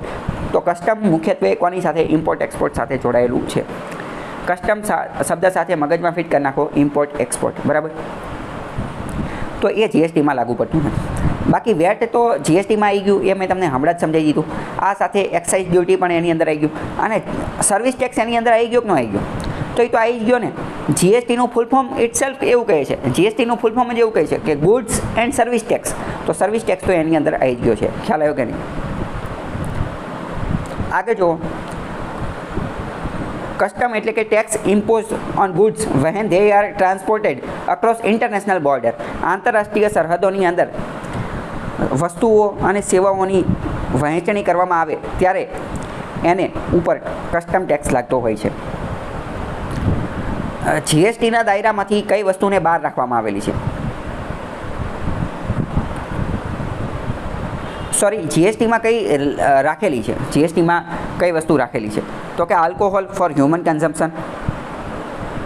બીજી વસ્તુ ઇલેક્ટ્રિસિટી, પેટ્રોલિયમ પ્રોડક્ટ્સ અને ઘી. મુખ્યત્વે વાત કરીએ આલ્કોહોલ ફોર પહેલાં ઇલેક્ટ્રિસિટી. વીજળી જે છે એ જીએસટીના દાયરામાં નથી. દરેક રાજ્ય પોતપોતાની રીતે વીજળીના દરને એ બધું નક્કી કરે છે. પેટ્રોલિયમ પ્રોડક્ટ એ તો નથી, તે પેટ્રોલ ડીઝલ અત્યારે ક્યાં છે? તો કે નથી. ઘી જે છે એ જીએસટીના દાયરામાં છે. આલ્કોહોલ જે છે ને એ બે રીતનું હોય. એક તો હ્યુમન કન્ઝમ્પશન માટે હોય, માનવીને પીવા માટે દારૂ પીતા હોય એ, અને બીજું લેબોરેટરીની અંદર રિસર્ચ માટે પણ વપરાતો હોય, અથવા તો ઇન્ડસ્ટ્રીની અંદર પણ આલ્કોહોલ વપરાતો હોય, બરાબર. તો હ્યુમન કન્ઝમ્પશન માટેનો જે છે એની એ જીએસટીના દાયરામાંથી બહાર છે. બાકી બીજા બધા જે છે એ જીએસટીના દાયરામાં છે. ખ્યાલ આવ્યો? ચલો આગળ. ભારતની અંદર ફિસ્કલ પોલિસી જે છે એ તૈયાર કોણ કરે છે? પ્રશ્ન એવો પૂછેલો છે, ભારતમાં ફિસ્કલ પોલિસી તૈયાર કોણ કરે છે? ઓલરેડી મેં ચલાવી દીધું છે, વિચારીને કહો તો. બરાબર. તો મિનિસ્ટ્રી ઓફ ફાઇનાન્સ, નાણાં મંત્રાલય દ્વારા ફિસ્કલ પોલિસી બનાવવામાં આવશે. જો મોનેટરી પોલિસી ઓફ ઇન્ડિયા, તો મોનેટરી પોલિસી કોણ બનાવશે? આરબીઆઈ બનાવશે. જો નીચે આપેલું છે, અને બેંક અને આરબીઆઈનો સિમ્બોલ જે છે એ પણ આપેલો છે. બંનેનું ગુજરાતીમાં લખેલું છે મૌદ્રિક નીતિ અને રાજકોષીય નીતિ, બરાબર. જે ઓલરેડી મેં તમને સમજાવી દીધું. મિનિસ્ટ્રી ઓફ ફાઇનાન્સ જે છે એ બનાવશે, બરાબર. હવે બીજું, મિનિસ્ટ્રી ઓફ ફાઇનાન્સ, નાણાં મંત્રાલય જે છે, નાણાં મંત્રાલય, એની અંદર 5 મુખ્ય વિભાગ આવેલા છે. નાણામંત્રી અંતર્ગત 5 ડિપાર્ટમેન્ટ આવેલા છે. આની પહેલાં મેં તમને એકવાર હોમવર્કમાં આ વસ્તુ કીધી હતી, પણ અત્યારે હવે હું તમને અહીંયા ફરીથી કહી દઉં છું. હા, કે 5 ડિપાર્ટમેન્ટ કયા કયા છે. તો એક તો છે economic affairs department, department of economic affairs, આર્થિક બાબતોનો વિભાગ, department of economic affairs. Budget બનાવવાનું કામ આ કરે, department of economic affairs, budget આ બનાવે, બરાબર. કઈ રીતે યાદ રાખવું? તો કે ABCD, બજેટની અંદર બી આવે છે, તો કે શરૂઆતના અક્ષરમાં જઈ ગઈ ABCDE, તો કે આને એક રીતે EA કહી શકાય, ABCD, બરાબર, એ રીતે. બીજું ડિપાર્ટમેન્ટ ઓફ એક્સપેન્ડિચર, ખર્ચનો ડિપાર્ટમેન્ટ. ત્રીજો ડિપાર્ટમેન્ટ ઓફ રેવન્યુ, આવકનો ડિપાર્ટમેન્ટ. ચોથો department of investment and public asset management, department of investment and public asset management. આને કઈ રીતે યાદ રાખવું? તો કે આ દીપમ છે, દીપમ, DIPM. દીપમનું ફૂલ ફોર્મ શું થાય? અમુક વાર આ પ્રશ્ન પણ પૂછી લેશે, દીપમનું ફૂલ ફોર્મ શું થાય? તો કે department of investment and public asset management, department of investment and public asset management. પ્રશ્ન પૂછી લેશે, દીપમ કઈ મંત્રાલય અંતર્ગત છે? તો દીપમ જે છે એ મિનિસ્ટ્રી ઓફ ફાઇનાન્સ અંતર્ગત છે, નાણાં મંત્રાલય અંતર્ગત છે. અને 5મું છે department of financial services, department of financial services. ખ્યાલ આવ્યો કે ન આવ્યો? હવે GPSC જે તે સમયે, બહુ જૂના વાત કરીએ, જે તે સમયે આવા પ્રશ્નો પૂછતી હતી. સોરી, GPSC ને UPSCમાં બહુ જૂના સમયની અંદર આવા પ્રશ્ન પૂછાતા. નાણાં મંત્રાલયમાં કેટલા ડિપાર્ટમેન્ટ છે? તો કે 5 ડિપાર્ટમેન્ટ છે. કયા કયા ડિપાર્ટમેન્ટ છે? બજેટ કયો ડિપાર્ટમેન્ટ બનાવે? તો કે department of economic affairs. Deepam જે છે એ શું છે? દીપમ કયા મંત્રાલય અંતર્ગત છે? બરાબર. તો હવે ક્લાસ 3ની પરીક્ષામાં આવા પ્રશ્નો પૂછવાની શક્યતા સૌથી વધુ રહેલી છે, બરાબર. ખ્યાલ આવ્યો કે નહીં? મિનિસ્ટ્રી ઓફ ફાઇનાન્સ અંતર્ગતનો ડિપાર્ટમેન્ટ નથી. તો કે એક્સપેન્ડિચર, રેવન્યુ, ઇકોનોમિક અફેર્સ કે બેન્કિંગ ડિવિઝન? શું જવાબ આવશે? બેન્કિંગ ડિવિઝન, કારણ કે આ બધા તો એના ડિપાર્ટમેન્ટ છે જ. તે સરકાર દ્વારા જે ફિસ્કલ પોલિસી, રાજકોષીય નીતિ બનાવવામાં આવે છે, એનો ઓબ્જેક્ટિવ, ઉદ્દેશ્ય નથી. નોટ નીચે અંડરલાઇન કરવાની. નીચેનામાંથી કયો એનો ઉદ્દેશ્ય નથી? ફિસ્કલ પોલિસીનો ઉદ્દેશ્ય નથી. પહેલું ફૂલ એમ્પ્લોયમેન્ટ, રોજગારી પૂરી પાડવાનું. બીજું પ્રાઇસ સ્ટેબિલિટી એટલે કે કિંમત જે છે એની સ્થિરતા જાળવવાનું. રેગ્યુલેશન ઓફ ઇન્ટરસ્ટેટ ટ્રેડ, આંતરરાજ્ય વેપાર જે છે એને રેગ્યુલેટ કરવાનો.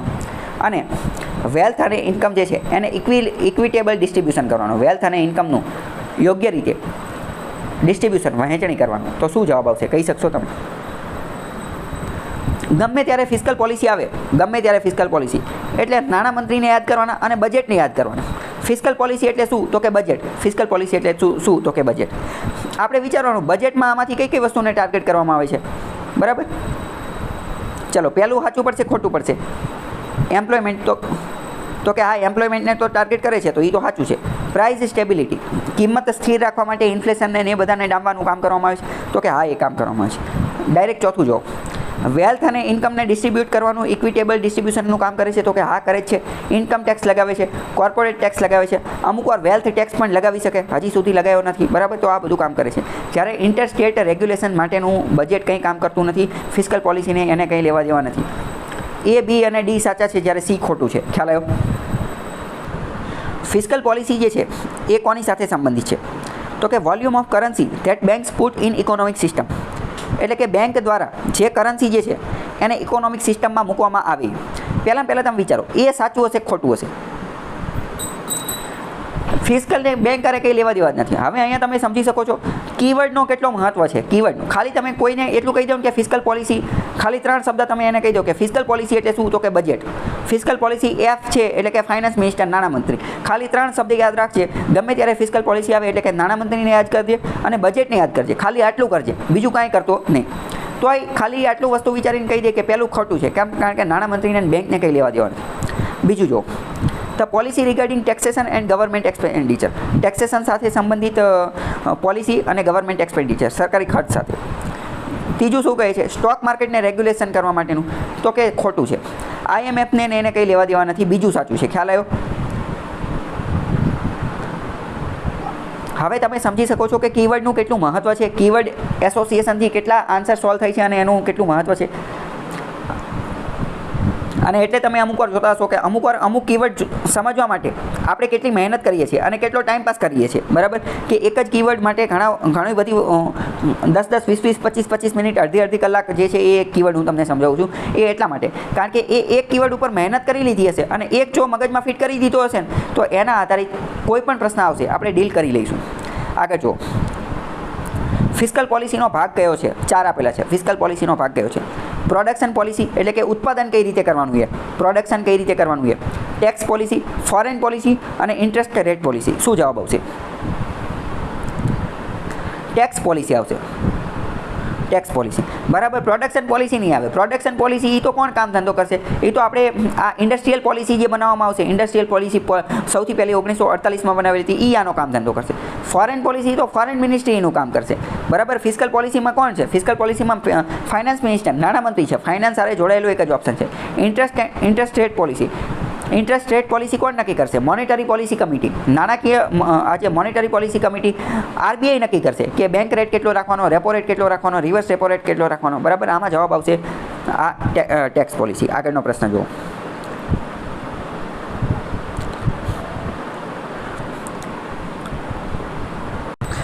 ઓગણીસો 30માં જે ગ્રેટ ડિપ્રેશન આવેલું હતું, 1930માં જે ગ્રેટ ડિપ્રેશન આવેલું હતું, તો એ સમયે એક ઇકોનોમિસ્ટ એવો હતો જેણે એમ કીધું હતું કે આ ગ્રેટ ડિપ્રેશન સમજવા માટે આપણે એક ટૂલ, એક હથિયાર, એક સાધનનો ઉપયોગ કરી શકીએ. તો કે કયું સાધન? તો કે ફિસ્કલ પોલિસી. ફિસ્કલ પોલિસી, રાજકોષીય નીતિના અનુસંધાને આપણે ગ્રેટ ડિપ્રેશનને સમજી શકીએ, બરાબર. જે મંદી આવેલી હતી, વિશાળ મંદી આવેલી હતી 1930ની અંદર, અત્યાર સુધી વિશ્વની અંદર જો સૌથી ખતરનાકમાં ખતરનાક મંદી આવેલી હોય તો એ 1930માં આવેલી છે. અને એટલે જ તો એની આગળ ગ્રેટ લાગે છે. મહામંદી, ગ્રેટ ડિપ્રેશન 1930માં જે આવેલી હતી, એને સમજવા પાછળ એક ઇકોનોમિસ્ટે એવું કીધું કે આની માટે ફિસ્કલ પોલિસી જવાબદાર છે. ફિસ્કલ પોલિસી એટલે કઈ? તો કે રાજકોષીય નીતિ. સરકાર આડે ધડ જેમ તેમ રાજકોષીય નીતિ બનાવી નાખે છે, તો એના કારણે આ મંદી આવી ગઈ છે. ફિસ્કલ પોલિસી જે છે એ દર વખતે સારી જોઈએ એવું કહી શકાય નહીં. મોટે ભાગે કચરો હોય. કેમ? કારણ કે એ સરકાર દ્વારા બનાવવામાં આવે, પોલિટિશિયન લોકો દ્વારા બનાવવામાં આવે. પોલિટિશિયન લોકો કેવી ફિસ્કલ પોલિસી બનાવે? પોતાને ફાયદો થાય એવી. સમજાણું કે ન સમજાણું? તો આવું કયા વ્યક્તિએ કીધેલું હતું? એક ખાલી કીવર્ડ છે, ગોખવાનો છે, કંઈ બીજું કંઈ સમજવાનું હોય નહીં. કિન્સ નામના વ્યક્તિએ કીધેલું હતું, પ્રોફેસર કિન્સ નામનો વ્યક્તિ એ એટલો ખતરનાક ઇકોનોમિસ્ટ છે કે એના નામ ઉપરથી એક સબ્જેક્ટ, એક ટોપિક ચલાવવામાં આવે છે કે કિન્સિયન ઇકોનોમી. કિન્સિયન ઇકોનોમી. ઇકોનોમીની અંદર અમુક લોકો એટલા મહાન થઈ જાય, એટલા મોટા થઈ જાય કે એના નામ ઉપરથી એક ઇકોનોમી ચાલી થઈ જાય કે કિન્સિયન ઇકોનોમી, બરાબર. જેવી રીતે મોદીનોમિક્સ. મોદીનોમિક્સ આવો શબ્દ પણ વપરાય છે કે મોદીને પણ ઇકોનોમીની અંદર બહુ આગળ વપરાય છે કે મોદી જે ઇકોનોમી ચલાવે એને મોદીનોમિક્સ પણ કહેવામાં આવે છે. આવો શબ્દ પણ વપરાય છે, બરાબર.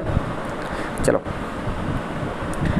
જે.એમ. કિન્સ નામનો વ્યક્તિ હતો, એણે એક પુસ્તક લખેલી હતી, general theory of employment, interest and money. General theory of employment, interest and money. અને આ બધાની અંદર એને આ વાત કરેલી હતી ફિસ્કલ પોલિસીની ને એ બધાની. અને આ પુસ્તકની અંદર એણે શું કીધું કે deficiency of aggregate demand could be overcome by expansionary fiscal policy. ચલો, અહીં એક હું તમને પ્રશ્ન પૂછું કે માની લેવું કે માર્કેટની અંદર મંદી છે, માર્કેટની અંદર મંદી છે, માર્કેટની અંદર ડિમાન્ડ જ નથી, મંદી ચાલે છે, માર્કેટની અંદર ડિમાન્ડ છે નહીં, તો આ ડિમાન્ડને દૂર કરવા માટે ફિસ્કલ પોલિસી કંઈ કામ કરી શકે કે ન કરી શકે? સરસ, very good. Fiscal policy investment કરી અને રોકાણ કરી અને સરકાર પોતાનું રોકાણ કરી અને કામ ધંધો જે છે એ કરી શકે. સરકાર પોતાનું રોકાણ કરશે તો માર્કેટની અંદર ડિમાન્ડ જે સ્ટેબલ થઈ ગઈ છે, થંભી ગઈ છે, એ આગળ આવી શકશે અને માર્કેટને મંદીમાંથી પણ બહાર લાવવામાં કામ કરી શકશે. તો આવી ફિસ્કલ પોલિસીને કહેવાય એક્સપાન્શનરી ફિસ્કલ પોલિસીસ. એક્સપાન્શનનો મતલબ શું થાય? વિશાળ, વધારો કરવો. જ્યારે સરકાર પોતાની ફિસ્કલ પોલિસી વધારે તો એને કહેવાય એક્સપાન્શનરી ફિસ્કલ પોલિસી. જ્યારે સરકાર પોતાનો ખર્ચો વધારે, એને કહેવાય એક્સપાન્શનરી ફિસ્કલ પોલિસી. કોવિડના સમયમાં આખી દુનિયા બંધ થઈ ગઈ હતી. વિશ્વના દરેક દેશોએ એક્સપાન્શનરી ફિસ્કલ પોલિસી વાપરેલી હતી. કેમ? કારણ કે પ્રાઇવેટ સેક્ટર તો મંદીમાં જતો રહ્યો હતો, એની પાસે તો પૈસા જ નતા, એટલે એ તો ઇન્વેસ્ટમેન્ટ રોકાણ કરતો જ નહોતો. આવા કેસની અંદર રોકાણ કરવા માટે કોણ આવેલું હતું? સરકાર આવેલી હતી. કેમ? કારણ કે બીજા કોઈ પાસે પૈસા હતા નહીં, વધુને વધુ પૈસા જે છે. તો આવી પોલિસીને એક્સપાન્શનરી ફિસ્કલ પોલિસી કહેવાય. એક્સપાન્શનનો મતલબ શું થાય? વધારો કરવો, વધારો કરવો, બરાબર, મોટી એક્સપાન્શનરી. આ જ કીવર્ડ આપણે આગળ પણ વાપરીશું. ક્યાં? મોનેટરી પોલિસીની અંદર પણ આ જ કે એક્સપાન્શનરી મોનેટરી પોલિસી. તો એક્સપાન્શનરી મોનેટરી પોલિસી આપણે કોને કહીશું? કે જ્યારે આરબીઆઈ દ્વારા વિશાળ પોલિસી અપનાવવામાં આવેલી હોય ત્યારે, બરાબર. અને કિન્સ નામનો વ્યક્તિ હતો, એણે જ કીધું કે ફિસ્કલ પોલિસીનું એક્સપાન્શન કરીને વિશાળ ફિસ્કલ પોલિસી બનાવી અને ડિમાન્ડને વધારી શકાય છે, માર્કેટની મંદી દૂર કરી શકાય છે, અનએમ્પ્લોયમેન્ટ બેરોજગારીને પણ દૂર કરી શકાય છે, ડિપ્રેશન જે છે એને પણ દૂર કરી શકાય છે. ખ્યાલ આવ્યો કે ન આવ્યો? સૌથી પહેલાં સમજો રિસેશન એટલે શું? તો કે રિસેશન એટલે કે મંદી. મંદી કોને કહેવાય એ કહી શકશો? મેં તમને ઓલરેડી ચલાવી દીધું છે. ચલો, આની ડેફિનેશન એવી છે કે જ્યારે લગાતાર 2 ક્વાર્ટર સુધી ગ્રોથ નેગેટિવ થાય, જ્યારે લગાતાર 2 ક્વાર્ટર સુધી જીડીપી ગ્રોથ નેગેટિવમાં આવે તો એને રિસેશન, એને મંદી કહેવામાં આવે. મહત્ત્વના કીવર્ડ સમજાવું છું, સમજી લો. ક્વાર્ટરનો મતલબ ખબર છે તમને? પહેલાં ક્વાર્ટરનો શબ્દ, હા બોલો, સરસ, વેરી ગુડ. ક્વાર્ટર એટલે કે 1/4 ચોથો ભાગ અથવા 25%. ક્વાર્ટર એટલે 1/4 એટલે કે ચોથો ભાગ એટલે કે 25%. દારૂડિયા લોકો તો ક્વાર્ટરનો અલગ જ મતલબ સમજતા હોય, બરાબર? દારૂની બોટલ રીતે નાની મોટી આવતી હોય તો એમાં જે સૌથી નાની હોય એને ક્વાર્ટર કહે. શું લેવા ક્વાર્ટર કહે?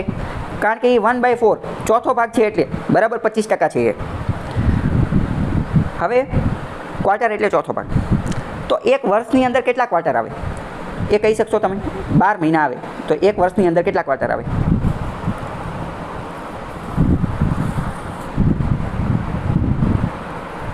બરાબર, તો આનો ચોથો ભાગ કરવો પડે. તો 3 મહિનાનું એક ક્વાર્ટર આવે. દર 3 મહિને એક ક્વાર્ટર આવે, બરાબર? દર 3 મહિને એક ક્વાર્ટર આવે, દર 3 મહિને. તો કુલ એક વર્ષની અંદર ક્વાર્ટર કેટલા આવે? કુલ એક વર્ષની અંદર 4 ક્વાર્ટર આવે. સમજાણું કે ન સમજાણું? દર ત્રિમાસિક અને તો કે દર 3 મહિને એક ક્વાર્ટર, એમ કુલ આખા વર્ષમાં 4 આવે. તો હવે સમજો, લગાતાર 2 ક્વાર્ટરની અંદર જીડીપી ગ્રોથ નેગેટિવ થાય, લગાતાર 2 ક્વાર્ટરની અંદર જીડીપી ગ્રોથ નેગેટિવ થાય તો એને રિસેશન કહેવાય, તો એને મંદી કહેવાય, બાકી કહેવાય નહીં, બરાબર? જો નીચે ઇંગ્લિશમાં લખેલું છે, a fall in GDP in 2 successive quarter. Successive એટલે કે લગાતાર, એક પછી લગાતાર 2 ક્વાર્ટરની અંદર, બરાબર? કીવર્ડ મહત્ત્વનો છે, ડેફિનેશન મહત્ત્વની છે. ડાયરેક્ટ આ જ વિધાન NCERT GCERT પુસ્તકની અંદર પણ આપેલી છે. આ જ પ્રશ્ન ડાયરેક્ટ પૂછી શકશે કે રિસેશન એટલે શું, અને ઓપ્શન આપે, અથવા વિધાનવાળા વાક્યમાં અહીંયા 2 ક્વાર્ટરની બદલે 3 ક્વાર્ટર મૂકી દેશે. ઉતાવળમાં સાચું થઈ જશે, બરાબર? ખ્યાલ આવ્યો? રિસેશન મંદી કરતાં પણ ખતરનાક વસ્તુ શું છે? ડિપ્રેશન. માણસ ડિપ્રેશનમાં જતો રહે તો મરી જાય, બરાબર? તો ડિપ્રેશન શું છે સમજીએ. ચલો, પહેલા પ્રશ્ન પૂછું, રિસેશન અને ડિપ્રેશન આ બેમાંથી મોટું કોણ?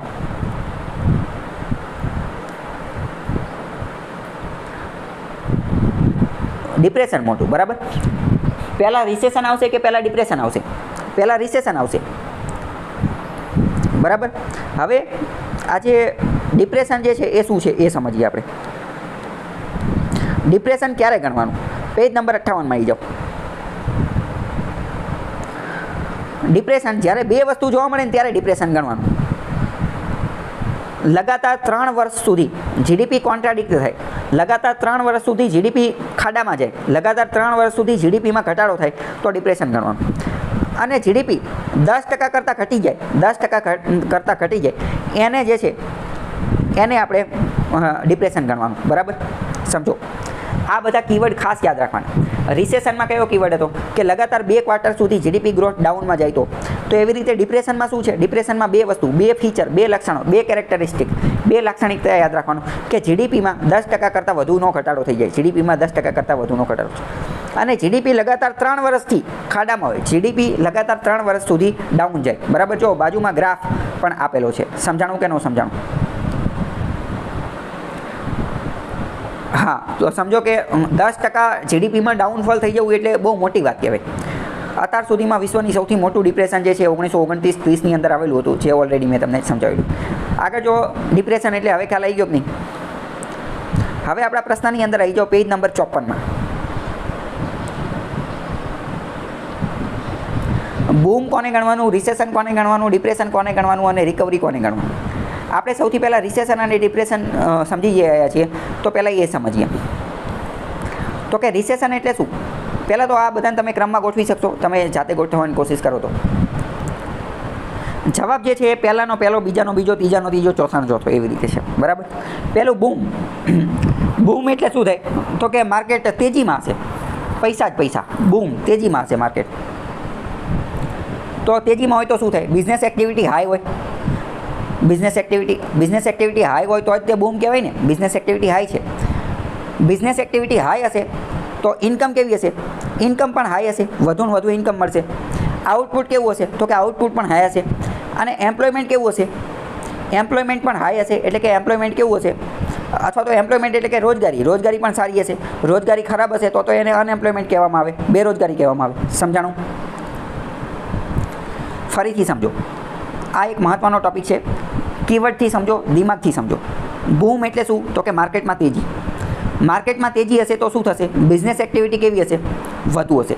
બિઝનેસ એક્ટિવિટી વધુ હશે એટલે કે પગાર કેવો હશે? લોકોને પગાર કેવો મળશે? લોકોને પગાર વધુ મળશે.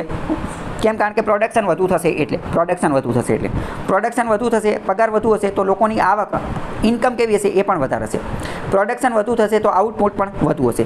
અને આ બધું વધુ હશે તો એમ્પ્લોયમેન્ટ રોજગારીનો દર પણ વધુ હશે. ખ્યાલ આવ્યો કે ન આવ્યો? તો આ બધી વસ્તુને એકબીજા સાથે કનેક્ટ કરી અને યાદ રાખવાની છે. પરીક્ષામાં કાંઈ ખબર ન પડે તો આવા લોજિક પણ લગાવવાના છે. બીજું, રિસેશન એટલે શું? તો કે ગ્રેજ્યુઅલ ફોલ ઓફ ઇન્કમ. ગ્રેજ્યુઅલનો મતલબ શું થાય? ગ્રેજ્યુઅલનો મતલબ થાય ધીમે ધીમે. આવકની અંદર ધીમે ધીમે ફોલ પડતી જોવા મળે છે. આઉટપુટની અંદર ધીમે ધીમે પડતી જોવા મળે છે. એમ્પ્લોયમેન્ટની અંદર પણ ધીમે ધીમે જે છે એ પડતી જોવા મળે છે. તો આને શું કહેવાય? રિસેશન. રિસેશન એટલે મંદીમાં ગ્રેજ્યુઅલ ધીમે ધીમે જોવા મળે છે. ડિપ્રેશનમાં ધીમે ધીમે જોવા મળે તો કે ના 10%ની વાત છે. 10% એ ધીમે ધીમે ન કહેવાય. 10% એ ધીમે ધીમે. અને બીજું, ડિપ્રેશનમાં 3 વર્ષની વાત છે, બરાબર? તો એને ધીમે ધીમે કહેવાય નહીં, ધીમે ધીમે ન કહેવાય. ચલો, ગ્રેજ્યુઅલ શબ્દ યાદ રાખી લો. ગ્રેજ્યુઅલ શબ્દ તમારી નોટબુકમાં લખી નાખો. ગ્રેજ્યુઅલ એટલે ધીમે ધીમે. ગ્રેજ્યુઅલ એટલે શું? તો કે ધીમે ધીમે. આ શબ્દનો વારંવાર ઉપયોગ આવશે. અમુક શબ્દ હું તમને કહું ને તો એનું તમે ગુજરાતી લખી લો અને એને તમે યાદ રાખવાની કોશિશ કરો. કેમ? કારણ કે એ શબ્દ મહત્ત્વના હશે અને એ શબ્દનો ઉપયોગ કરી અને આપણે આગળ બીજા પણ ઘણા ક્વેશ્ચન સોલ્વ કરીશું એટલે, બરાબર? તો ગ્રેજ્યુઅલનું ધીમે ધીમે એક લખી નાખો. બીજું, ડિપ્રેશન. ડિપ્રેશનનો મતલબ શું થાય? Unprecedented level of under employment, drastic fall in income, output and employment.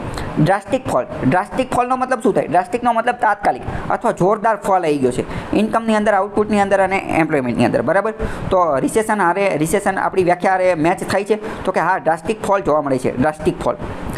બીજો મોસ્ટ ઇમ્પોર્ટન્ટ કીવર્ડ, અનપ્રિસિડેન્ટેડ. આમાં જે રીતે સ્પેલિંગ લખ્યું એ જ રીતે લખી નાખો. અનપ્રિસિડેન્ટેડનો મતલબ થાય કે ભૂતકાળમાં ક્યારેય પણ જોવા નથી મળેલી એવી ઘટના. અનપ્રિસિડેન્ટેડનું ગુજરાતી શું થાય? કે ભૂતકાળમાં ક્યારેય નથી જોવા મળેલી એવી ઘટના.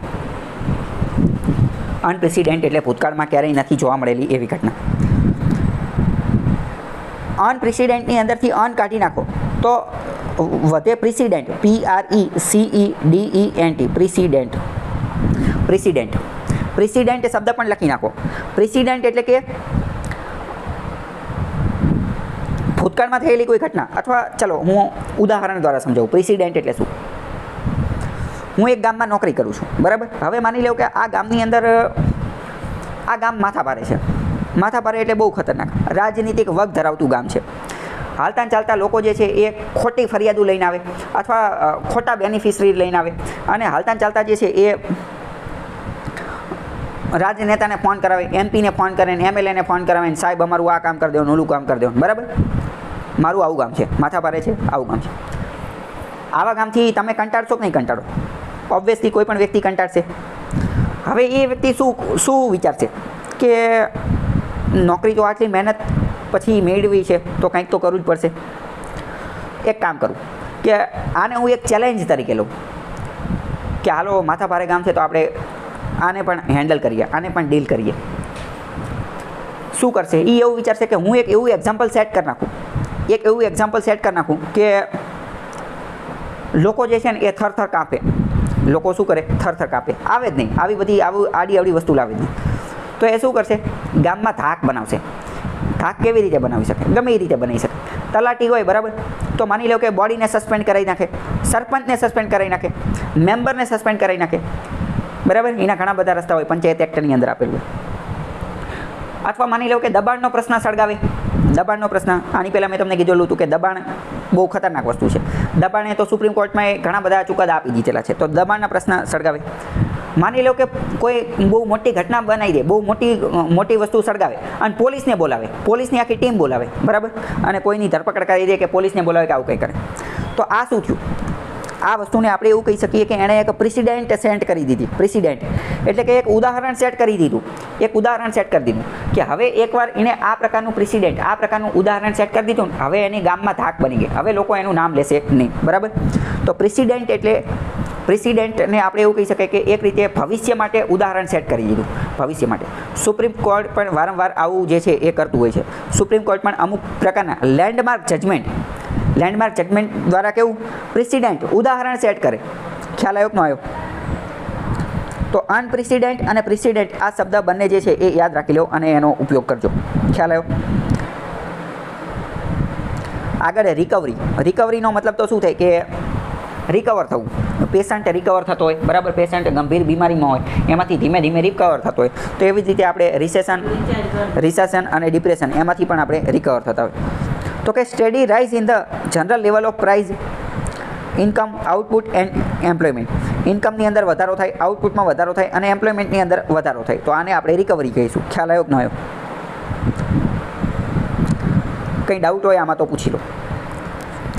ઇકોનોમિક રિસેશન દરમિયાન કયું પગલું લેવું જોઈએ? ઇકોનોમિક રિસેશન દરમિયાન કયું પગલું લેવું જોઈએ? પહેલું એમ કહે છે કે ટેક્સ રેટ કટ કરવા જોઈએ અને વ્યાજ દર વધારવો જોઈએ. ટેક્સ રેટ કટ કરવા જોઈએ અને વ્યાજ દર વધારવો જોઈએ. ટૂંકમાં એવું કહે છે વ્યાજ દર વધારવો જોઈએ, વ્યાજ દર. બીજું એવું કહે છે કે પબ્લિક પ્રોજેક્ટ ઉપરનો ખર્ચો વધારવો જોઈએ, પબ્લિક પ્રોજેક્ટ ઉપરનો ખર્ચો વધારવો જોઈએ.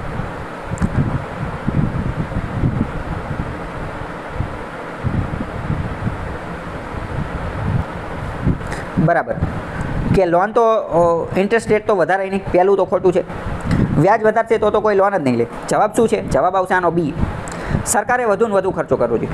કિન્સ નામના વ્યક્તિએ પણ આ જ કીધું હતું ને. કિન્સે શું કીધું હતું કે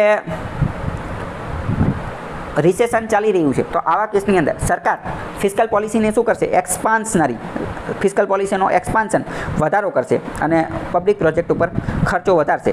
ખ્યાલ આવ્યો? ચલો.